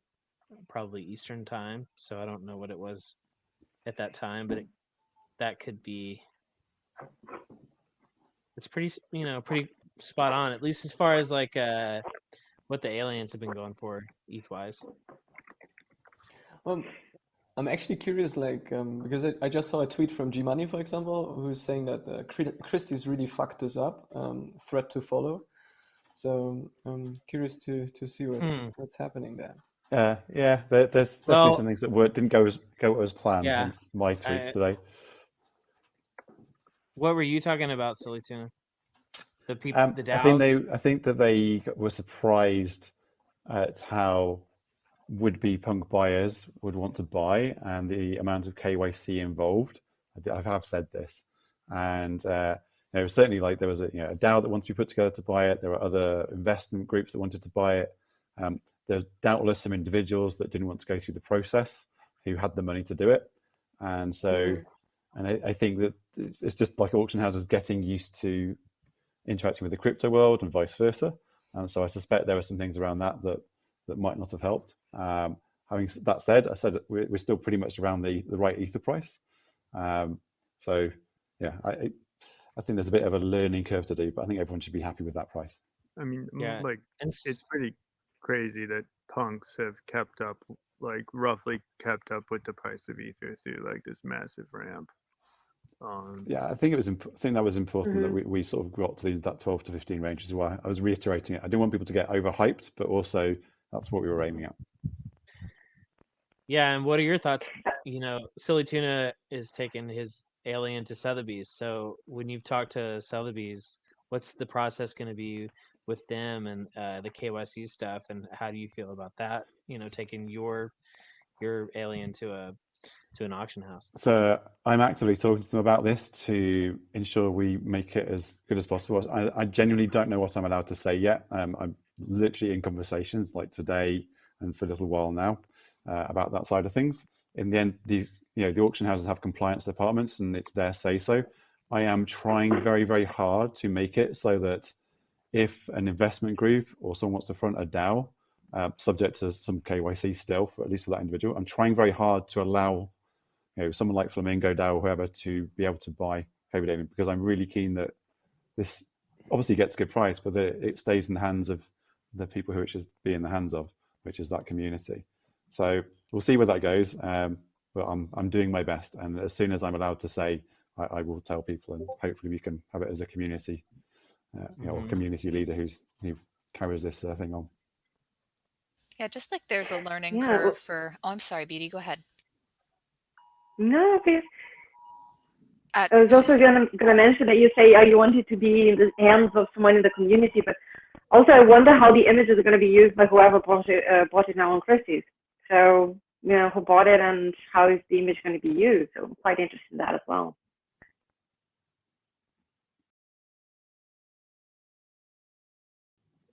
I'd be interested to see who the buyer was, or if we Yeah. need to Yeah, I find was out. going to say too. I know if it's a non-crypto, I'd be more excited if it's someone outside of the community. Well, just Someone- like NFTs are interrupting, the traditional art world, like DAOs are definitely going to be interrupting the traditional finance world, and there'll be a learning curve to that as we're, seeing. But I do think that that's the next wave for sure. Yeah, there are ways of doing it. In the end, someone's going to have to front things and then work the rest out. But I think it's important that we find ways of having the community or having crypto. Crypto will be able to interact with this real world without it being a total nightmare. So yeah, we'll get there. And if it's a DAO or it can be a fully legal DAO or whatever the shape is. But I think it's people in crypto also need to understand there are a few steps you have to go through, and it's not all just do what you want in the real world. Yeah, You got like go ahead, Scott. just in general, like whether it's like Ethereum integrations with like traditional economy companies or like DAOs or even CryptoPunks, is like once like you've observed like a meme successfully like spreading like through society, it's probably going to keep spreading unless like something really changes to like interrupt its progress. And so even though it's like really weird for someone that works at Christie's or any business kind of like Christie's to be interacting with the DAO, like what seems weird now like can easily turn into consensus over like 2, 4, 5 years. And you see it like over and over again with like new systems in general, but like crypto specifically. yeah, that's a good point. So like it's probably just a matter of time. So now that that's just a question about like the size of the market today and how that's going to evolve in terms of the buyer base. Like, how many people do you think have taken over $50,000? Like, because the numbers just went exponential this year in terms of the price, right? In US dollar terms. So the question is like, how many people do you think have taken, let's say $100,000 out of their US dollar bank account this year and bought a punk versus having ETH from last year, or had cheap ETH or quote unquote cheap ETH? I guess that's the question. Are people paying, like, did someone today go and take $10 million out of their bank account and buy this thing, or did they have a lot of ETH? They don't think of it as that. I suspect this is I assume, to be honest, that this is an Ether or possibly a Bitcoin buyer, because this is still a crypto scene. what's important about this auction is it's gradually helping pull things out of that scene, but that will take time, partly as people grow up and get rich themselves. I think it's very unlikely generally that almost anyone buys a CryptoPunk by taking money out of their bank account and putting it into crypto, unless they've done it and traded themselves up a lot. So I think this is still very, very crypto dominated. Like I spend crypto like I would never ever spend real money. Yeah. Well, I I think don't even know if it's like, I mean, I think about digital assets as real money, but I think that like you have this thing, and like, what are people really getting out of like CryptoPunks and other NFTs today? And I feel like a lot of it's like proof that you're like in the game for real, or like that you're here and you're like legitimate and you have credibility and reputation that matters to you. And so I think like what you saw is like a lot of like people that did well in Top Shot, like a lot of those people, like people that I know from like former scenes, like I've been involved in other things that aren't crypto earlier in life. Like I saw them showing up with CryptoPunks because it's like, it's a really good way to show that you understand what matters in the space. And I think we've seen, first it was just kind of NFT or DApp games, kind of people being very excited about it. And then you saw DeFi people getting more excited about it and putting CryptoPunks on their avatars. And like also just like the Top Shot and the rest of the NFT community that's like come in later also doing it. And so I think if we're thinking about them as like proof of reputation, like in like Ethereum and crypto in general, like as the space grows, I would expect more people to kind of like want to level up from whatever they got into and then like get a CryptoPunk or another type of like cool avatar. Yeah, I agree with that. Yeah. I think I've and just I got to think go, it's like, guys. So I'm just gonna say goodbye to everyone. It's 2 Bye, a.m. here. Judah. Thanks for joining. Sleep. Thank you. Cheers. hey, good luck with your Cheers, auction. guys. Thanks for inviting me to Yeah. speak again. Yes. Yeah, man, great talking Bye. to you. Yeah, I agree with you, Scott. And I think there'll be levels to it. It's like as people come into the space, they will want to have avatars and obviously just NFTs in general from earlier projects. And Punks is obviously the super expensive level, and then there's obviously the newly discovered stuff like Mooncats, which the floor is just insanely low right now. But I think that's around 0.2, maybe a bit lower. But I think also that has a lot to do with just the distribution of it and just being so widely distributed in the claim and people knowing about, wow, I can participate in this and it's an old project. So yeah, it'll be a thing where as time goes on and more people come into the NFT space, yeah, you're showing that you have done your homework and you know what these older projects are, and you want to immediately have credibility, as like Nifty Knot kind of touched on earlier too. There's a certain kind of credibility. Well, speaking of older projects, do you think the rare Pepes are like permanently tainted by like political associations, or will they kind of have their day in the sun?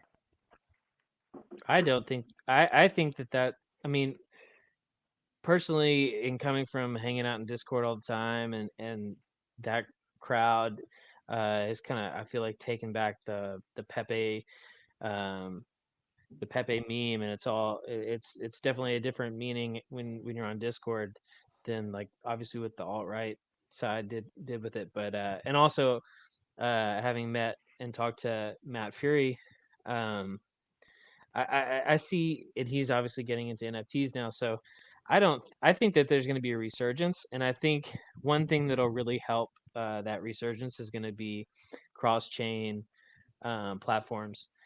And so like I'm working with one right now. I haven't formally like signed all the paperwork and stuff, but they're doing really cool tech, and they've already done some really cool stuff, and it'll be interesting to see. But they're basically creating a new platform to where people can take counterparty NFTs and NFTs from just any other chain really, and they can put it on Ethereum, which I feel like Ethereum is really the where most people that collect NFTs are going to be. So the people that are going to spend a lot of money on them. So it'll be once they're available on a platform like that.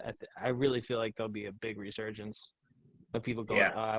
I want rare Pepe's.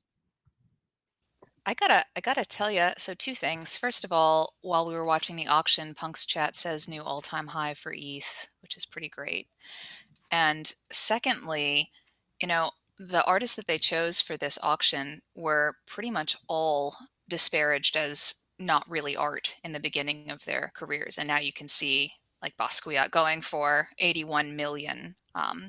And so it would take someone with some vision to see punks amongst those pieces and, make that connection financially and go in with it. But clearly somebody did. And I do think that they are sending a message by including punks with people that were disparaged initially as part of this show, part of the auction. Yeah, I'm not art expert, but hasn't like, I don't know, technical skill or like classical training good art sort of been like dying for 100 years, or at least changing to like mean something more about connection to culture? Yeah, And it's different movements, like definitely, the realists and the expressionists and the abstract artists, like different people value different things. But I would say as a whole, art is trending towards the more conceptual rather than skill based. I'd agree. Yeah. But Scott, you used the perfect word, because technical, right? What used to be technical, like you were Da Vinci, or you could paint the perfect, eyelash or whatever. Now it's like, do you have I don't know if I lost you guys. Anyway, Everybody dropped off. yeah, okay. Now it works again. Anyway, you guys hear me? Yeah, I was I was following saying you. this. You just cut out for 1 second. Sorry. So I was just saying to Scott, like, technical is a great word, because technique used to be, okay, like how could you like define, the Dutch masters and these artists were so known, they were jealous of each other because one guy could paint an eyelash that looked much more realistic than the neck. And then these were big, big things. But now think about like the painting of an eyelash now is like the equivalent is how clean is your code. And you look at the autoglyphs code, right? I'm not a coder myself, but I know, like, you look at that code and you're like, that's clean.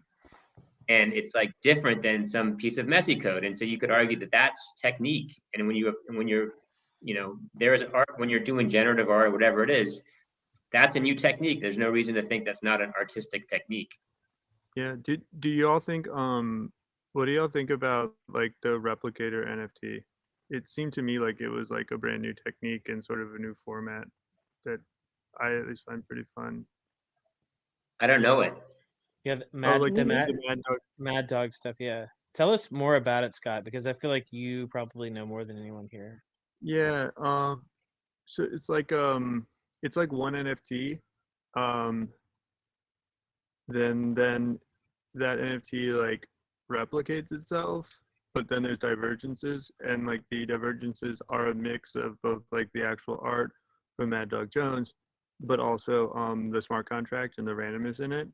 And then sort of like the children NFTs, they can either like jam, which means they're sort of like sterile for the rest of the experiment or the running of the story.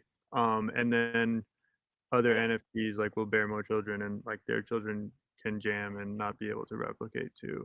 And kind of like the story. Well, no one like really knows what the story is going to be yet, but Yeah, it's it's kind of super interesting, and also, yeah, I think it's a really awesome concept, and I feel like there's so much room for conceptual stuff, especially with like with blockchain and having future like generations and things. I think it's dope. I saw, and I don't know if like the piece that I saw, I'm not sure like where it falls in terms of like the next generation of that, or if there's even been like a child come off of the main NFT yet.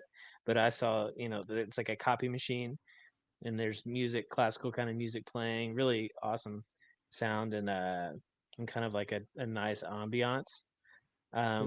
Is that are they going to be like versions of that, or or is it not even like? Yeah. So if that was That was it sort of like an off-tune piano a little bit? Yeah, Kind of? yeah. Yeah, okay, so that was the first child. And so that copier, that NFT with like featuring the copier will able to have children itself that will then be NFTs like also of that copier, but probably with changes, like as the story progresses. And I don't know. One of the reasons why I think it's cool is it's like traditional art, like the artist creates it, and then there's sort of like a fourth wall in time from the artist finished, and the audience starts to experience it. And like we're seeing that with kind of like the first generation NFTs too.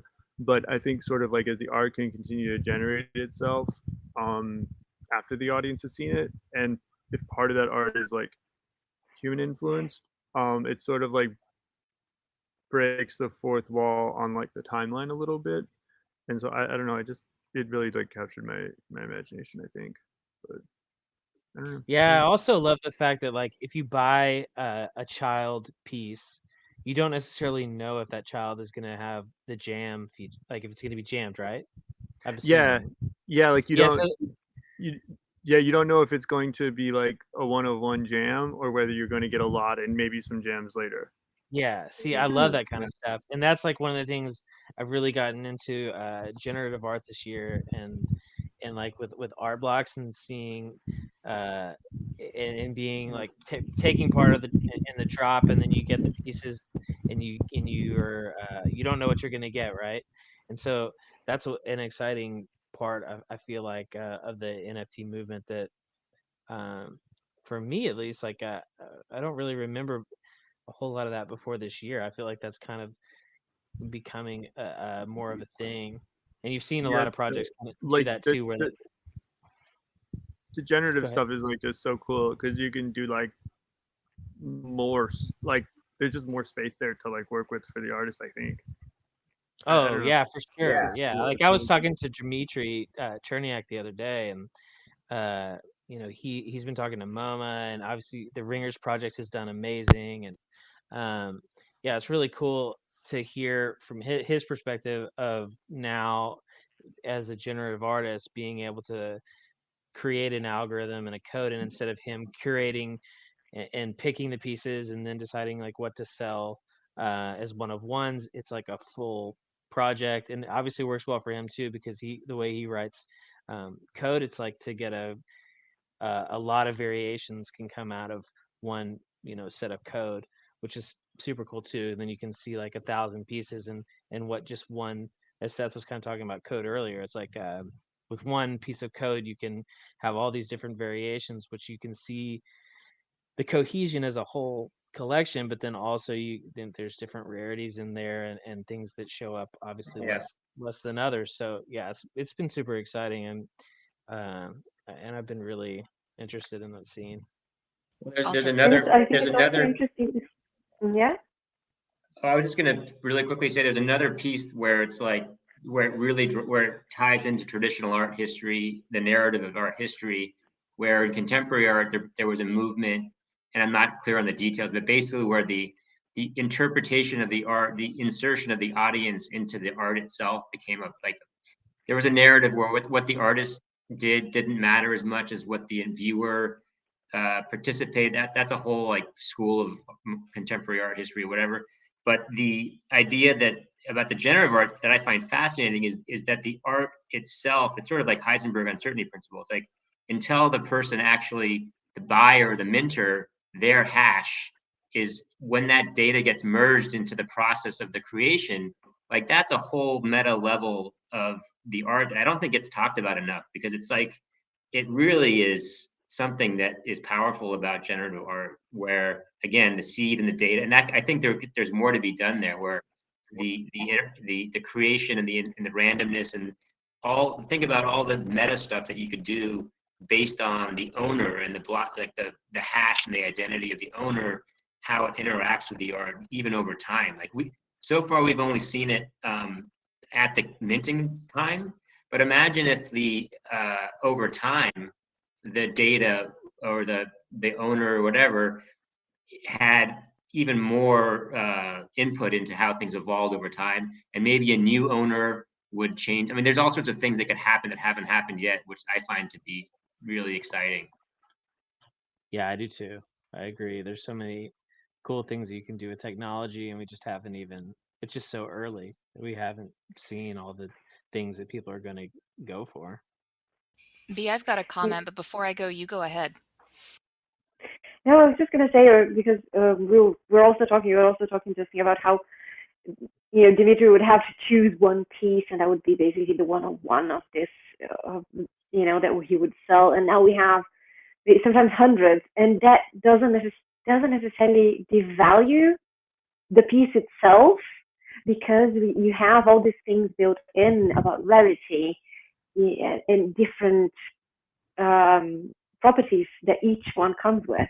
And I think that's also very interesting, that you can get so much art from one code and not devalue it, because each one is special in their own way, and how that brings a cohesion to a collection and the whole portfolio. So I think it's for me at least, it should be something, okay, but we have so many of this, automatically could devalue it, but it just does not. It brings more value into it, because you kind of want to look for the pieces that are more special. So Yeah, I think you're like so right, and like me personally, I've been much more like wanting to own series, because once a series is big enough and there's enough people that care about it like a lot, they start talking about it, and like that conversation can draw more people in. Like if it's a positive community that like people want to be a part of that conversation, the conversation grows, the people that own it grows, and there's a lot of these like flywheels that start spinning up, and eventually that conversation embeds itself in like the actual like zeitgeist of the culture. And when that happens, like that's when it starts to matter. And like I think CryptoPunks for like our little peninsula of the zeitgeist, like they matter. And like what I care about is like I feel like we're sort of like a believe in like the digital renaissance tipping point coming type of ideas.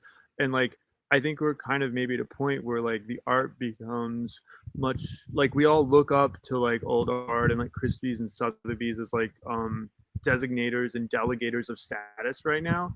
But I think that kind of changes in that like static art and traditional art, it is embedded in culture, but I think these like larger communities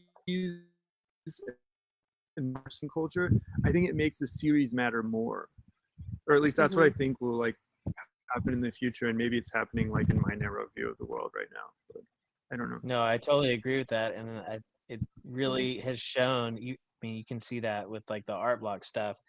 It's very interesting to me when you see an artist have a drop on art blocks, and then a particular drop that they did becomes very popular and has like 1,000 pieces, and those are selling for more than a one of one that they had on super rare. And I think it is because of the conversation, like you said, Scott. I only care about ringers, like I couldn't name another piece. I mean, maybe that just means I'm not very cultured or sophisticated or whatever, but like, I don't know. Yeah. I think I wouldn't say so, but it's also difficult to try to keep up with everything. So there's so much going on. I think if we lack a little bit of knowledge on one side, it does not mean that we lack knowledge in general. So we also have to give ourselves a little break and go on. If you know this one, you shouldn't feel bad about not knowing another, because you know a lot of other stuff, right?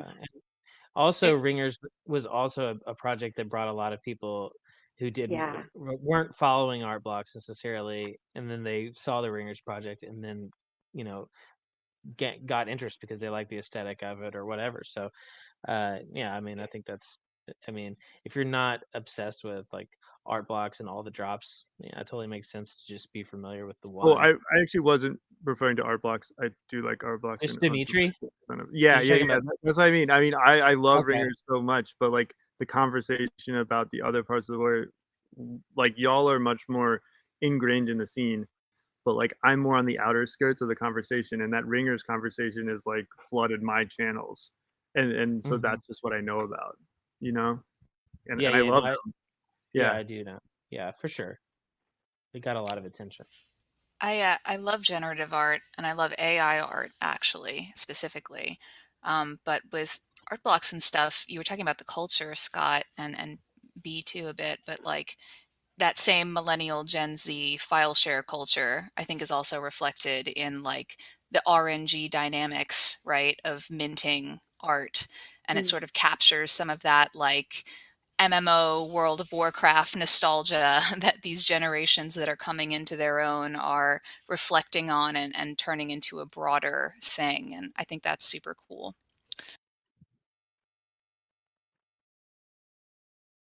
Yeah, I completely agree. Sass just texted me the window shut before he could say goodbye. So from here to all of you, goodbye from Sass. Thank you. And thank you. Thank you. Later, Seth. It was Yeah. fun talking. Yeah. I think It was nice I'm gonna having you. Thanks for joining. I think I'm gonna scoot too before I, so I'm just gonna scoot off too. But thank you so much for inviting me. This was a blast, and I hope you guys have a great night. Thank you, Claire Silva. Yeah. I'm art almost having a critic. good morning, so thank you. Yeah, for sure. All right, have a Yeah. good one, guys. Bye. Yeah, I gotta Thank you be for joining, Claire. Thanks Thank for joining you. us. Bye-bye. Bye bye. Yeah, so All right. one question for you. After Seth, Scott is also gone. Bye, Scott. Yeah. Bye, Scott. One question for you here. What do you think is the future of auction houses in general? Like after they pulled, like, let's say they do a couple of more CryptoPunk sales or some other NFT sales, and it's getting widely more known for the broader public, because who's willing to pay like a 20% or a 10% buyer's fee if you can just like sell it off basically for zero fees on the blockchain?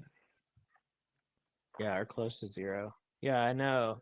And also, where I kind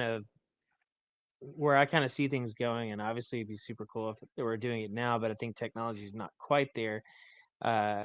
Especially for these bigger auctions, it'd be really neat to see this the way that auction houses are run now, but you get to just put on like a VR headset, and you're you can walk into the room where they're holding the auction. There's an auctioneer there, and you get to partake kind of in like that old school way, and talk to You get the everybody around. experience.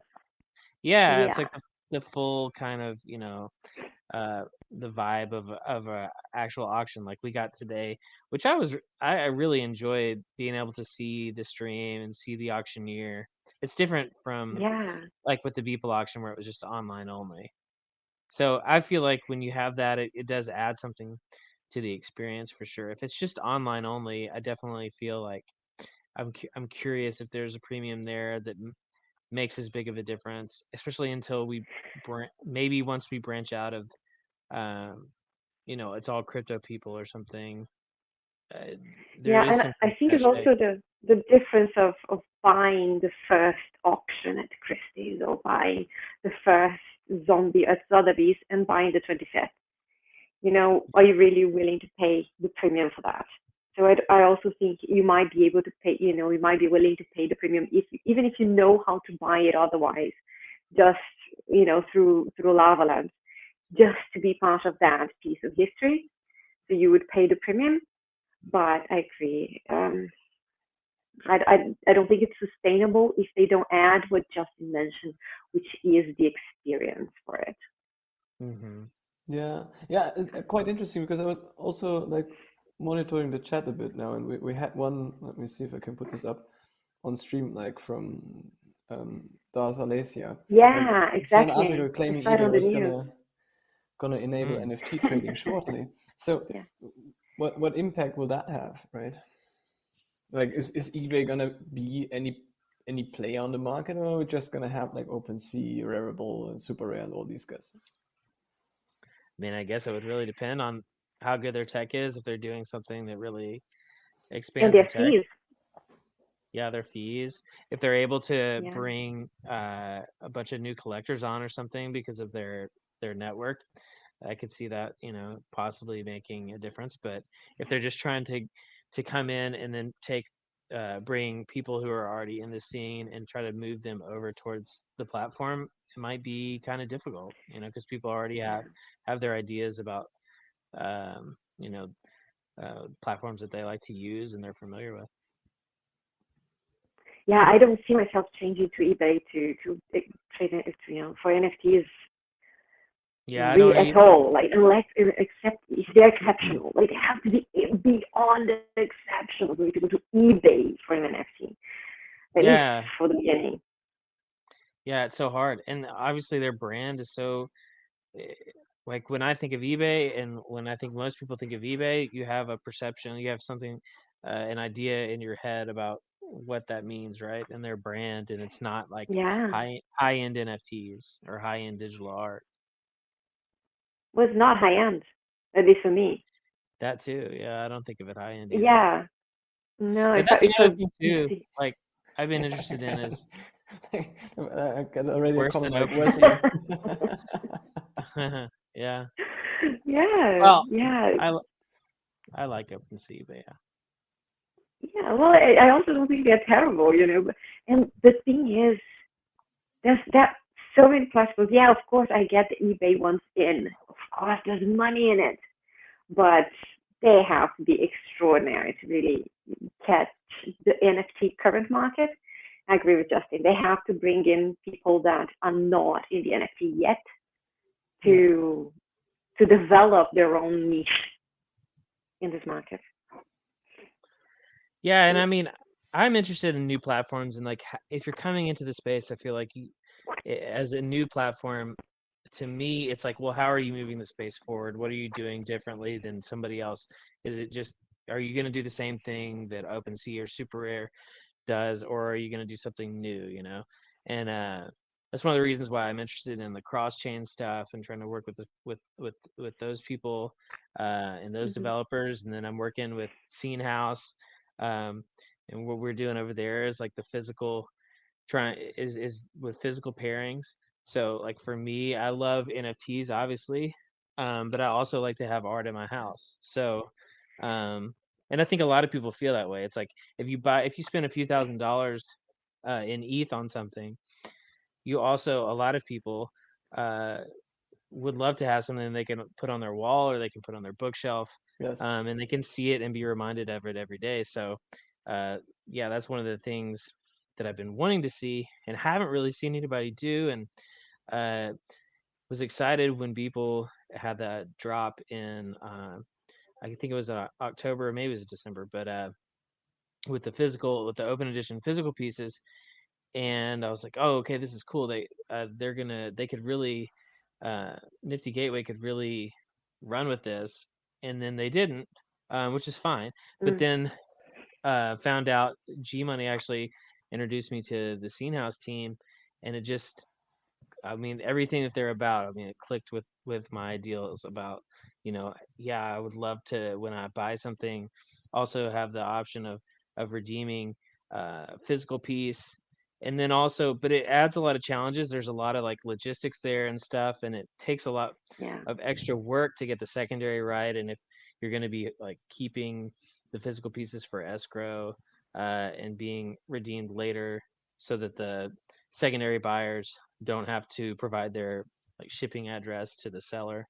So there's more challenges there, but to me, there's a lot of value, and I actually see the physical pieces being an added value to the NFT because of the provenance and the you can't destroy an NFT as long as the chain's going, it's there, right? So it's more permanent, the permanence value. So to me, the add-on is the physical pieces. And so if you haven't redeemed a physical piece, and you can, the next buyer or whoever down the line can redeem it, then it just adds a little bit of value. And yeah, so I think there's two things on that. One, we buy beautiful things because we want to surround ourselves with these beautiful things. So having the physical piece, for me, it means something. As you said, like I used to buy art before as well. So it's not like I haven't had art shipped from other countries even to my home. I have, because I like buying art. And although we buy stuff, NFTs, not all of them are minted with the data. So you have IFPS. So you still have a little bit of risk, and we've seen it happen that the artist didn't change the IFPS. So there is some gray areas on that. Whenever I mint something, I personally mint. It's a little bit more expensive, but I go full on chain, and I rather have the whole metadata, the whole image, everything on chain. So it's a bit more expensive, but at least for 200 years it's going to be that, I think.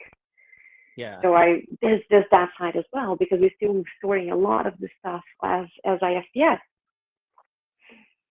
Yeah, I will say too. I prefer personally Weave. Yeah, the on-chain argument is a big one, obviously, and if it has to be fully on-chain or if IPFS is good enough, and I think IPFS is good.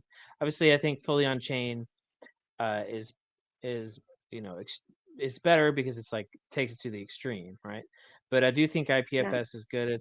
It's a step forward. There are some platforms that don't even I don't think necessarily they're not using even IPFS. So if their servers went down or whatever, you could lose that art. Exactly. So yeah, and that's actually one thing that the team that's working on the cross-chain platform that I'm working with, they came out with a product. They're going to be doing different products, but this first one, it's called Minter's Vault, and Minter's Vault actually lets you back up your NFTs. So if you do have an NFT from because there are some artists. I mean, Xcopy has done some a lot from old platforms and stuff that maybe there is danger to those going away, right? So one thing you can do is you can back up that data with Minter's Vault, and you don't have to worry if the server or whatever crashes or if it goes down. You can have a backup of it, and it'll be it'll have all the data there and everything for you, and all the information about the art, like the artist's wallet and everything, where it was minted from. So it's cool. It's a step in the right direction. Oh, I like that. Yeah, I really like that. Because we're investing so much, so much money, so much time, so much everything, so much of ourselves. Yeah, and as artists too. I mean, I can imagine as an artist, if you create I something. like that extra sense of security. Yeah, I mean, that would suck as an artist to make something, and then like a few years later, if it doesn't exist anymore. And that's kind of like, to me, Exactly. that's the great thing about digital art, is the permanence value of it. That's what got me interested in the idea of it in the first place. Yeah. So what's your take on having actually already existing physical art pieces turning into NFTs and then making many out of them?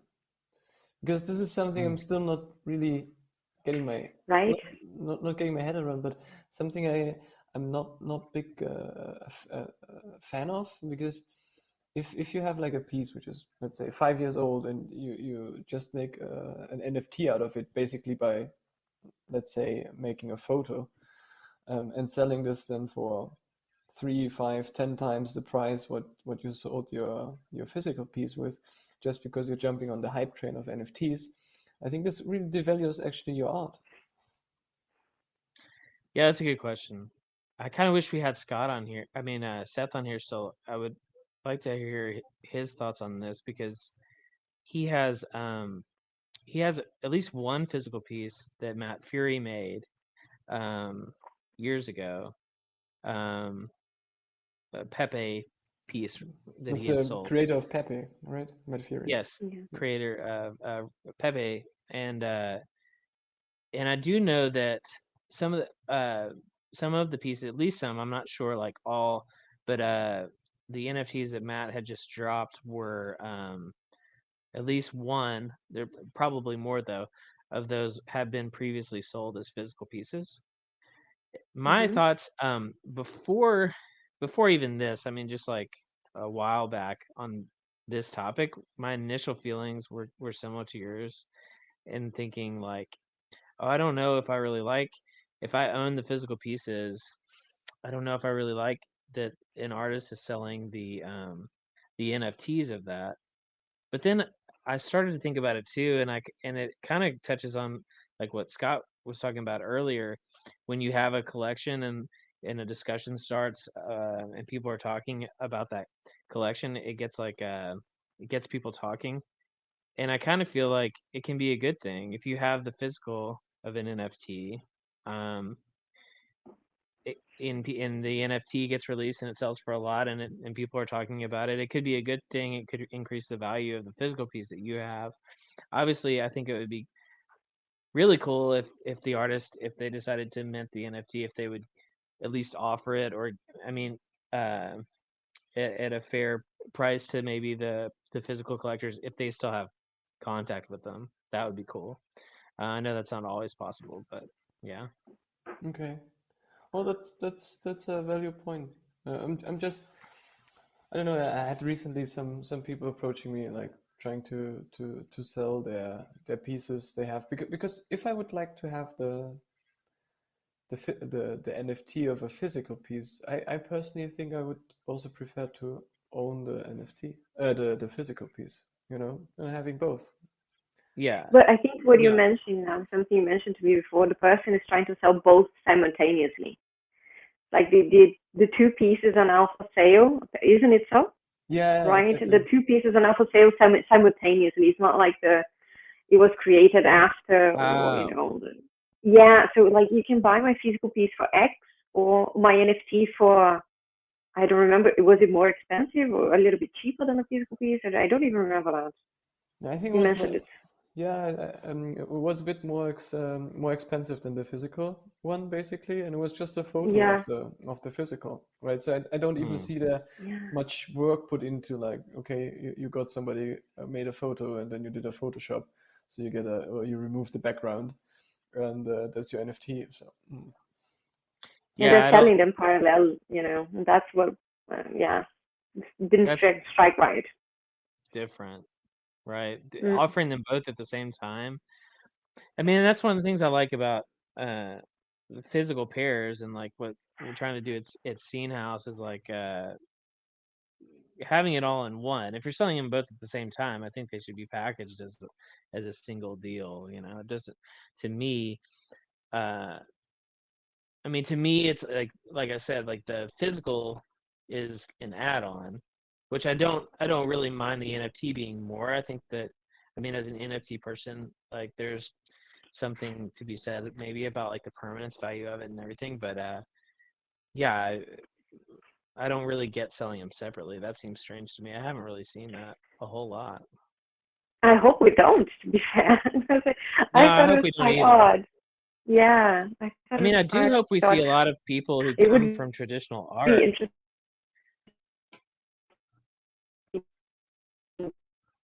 to. cut out, for me at least. You there? yeah, you were cut out, B.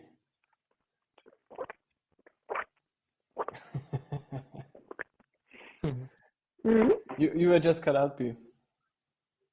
I'm sorry. Yeah. No, but yeah, I do hope that we see a lot of people come from the uh, traditional art, and they get involved with physical pairings. And I also think I also hope to see a lot of people just from the strictly digital side do physical pairings as well, because like I said, I mean, it's like when you own some of these really cool NFTs, it almost feels like a shame sometimes if you just have them on the stored on your hard drive or whatever, and you don't necessarily see them like day to day. You can have them up on a Yeah. screen or whatever, but to have them on the bookshelf or whatever, just to me, something that I want. So Yeah, I think I will one day either consider printing some, or having mhm. a screen that I can just have them either flipping, or every now and then I exchange for a new NFT, just to see what I'm in the mood to look at, because there's so many beautiful pieces that we get, and I need to look at them more often because they bring me joy. 100%. Somebody's asking in the chat what the name of the project was. It's not Miner Vault, it's Minter's Vault. And Minter's Lab is the umbrella company, and Minter's Lab will be releasing some more projects, including that cross-chain NFT platform coming soon. I'm not sure if I'm allowed to say the name of that, so I just won't say it right now. Stay tuned. Yeah. Definitely. Exactly. This was fun. This was fun. This was a lot of fun, y'all. Yeah. That was great. Yeah. This is Also, our inaugural episode. I think it went Right. Well, very well. hopefully It was it's very not the last exciting. one. yeah, well, definitely Exactly. No. we're gonna cover definitely Silly Tuna's auction. Yes. Would be fun Yeah. to have in live here while the auction is going on. Let's see if we can manage that. Yeah. That'd be a lot of fun. Yeah. Oh, I just saw one thing. There's a question. Do you guys have any thoughts on Ednunk? So the platform. Right. Tezos, right? Just before we, yeah. So here and now, right? So one thing I would say, I think artists love it. I find the platform a bit difficult to navigate, I have to say, to search and to find the artists that I'm looking for, or to pin them or to follow them. So I found the platform not as user-friendly as I would have wanted to. And there are some reservations on using Tezos, which is not a huge, downside, but it adds a little bit of an extra layer there for me. So I'll have looked a couple of times at Hen. It's still not my favorite platform though, but you can get amazing pieces, and because Tezos is actually so cheap, you look at it's a 1 or 2 Tezos, but it's so cheap. It's really amazing. And they have great art there. I just felt like it was difficult to browse through it, to find even sections where I tend to, gravitate toward, which is more of my taste of what it is that I collect. So I don't know for you guys, how is it? No, I hear you. I think for me, coming from NFTs, it's always been about Ethereum, like the Ethereum blockchain.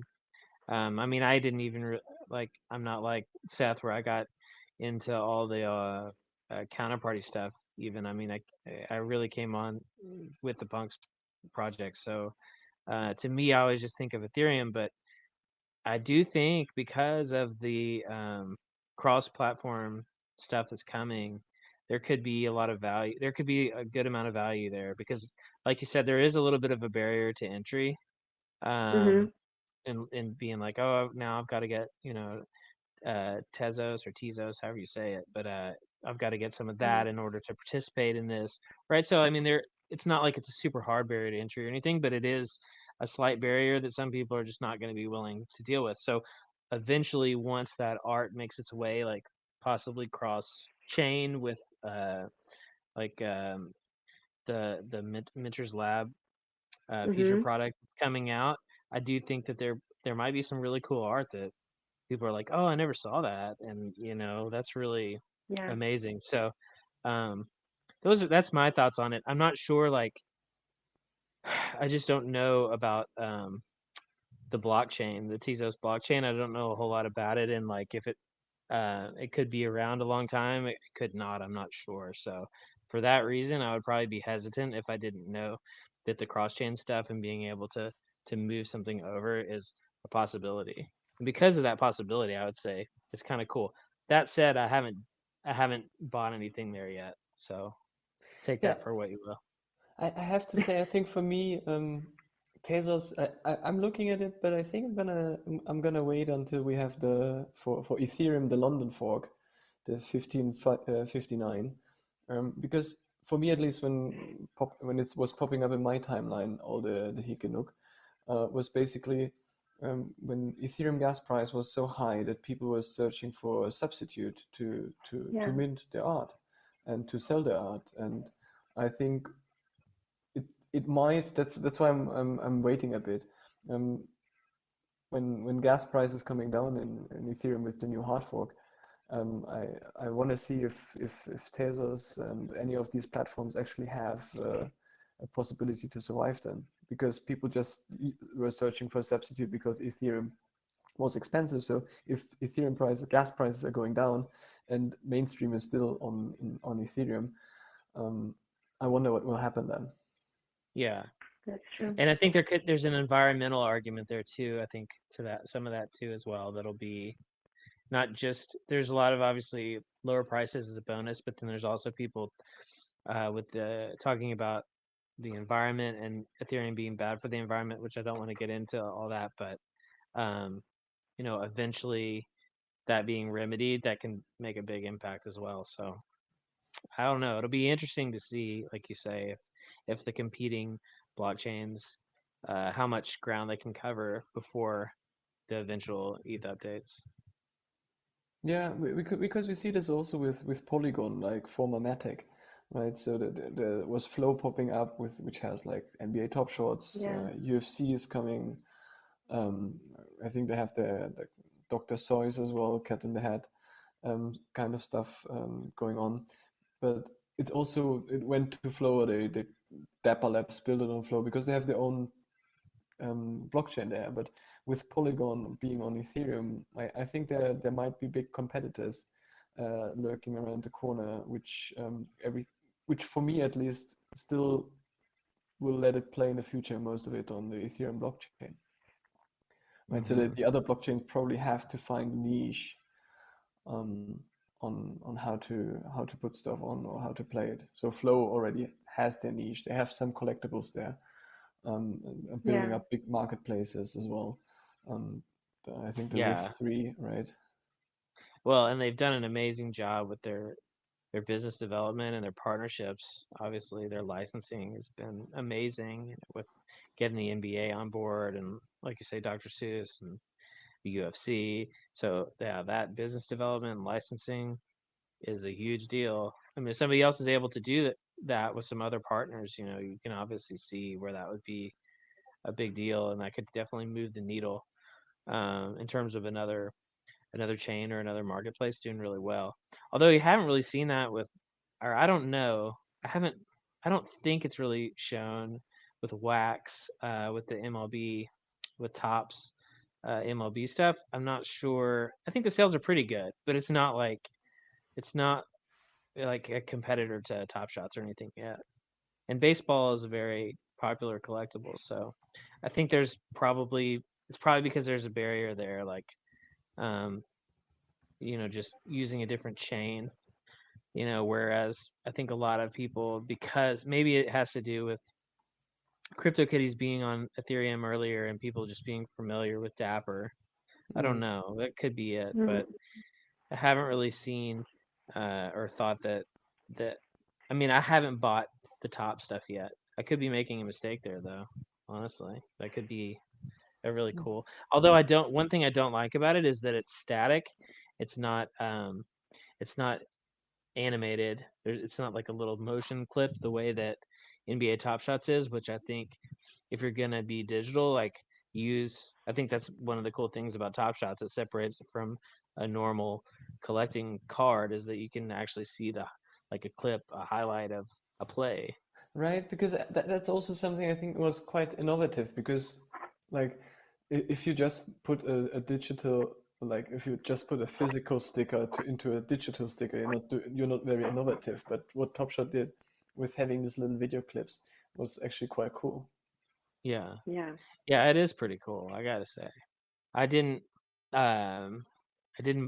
get as much. I mean, the stuff I have, I'm really happy that I do have, and probably hold on to it for a long time. But I do think it's a really cool. I was actually worried about supply. I thought it was like too much supply, but it was obviously silly to. I wasn't really. I was thinking of it from like a perspective of the community that we already had, and not about the one how it was going to grow and how many more people were going to get into everything, right? So, in hindsight, the supply is very low when you talk about like these rare rookie moments that have like 200 there's only 250 of them. It's like, oh yeah, that's a really low supply when you have millions of basketball fans. But it's interesting, and it'll be interesting to see other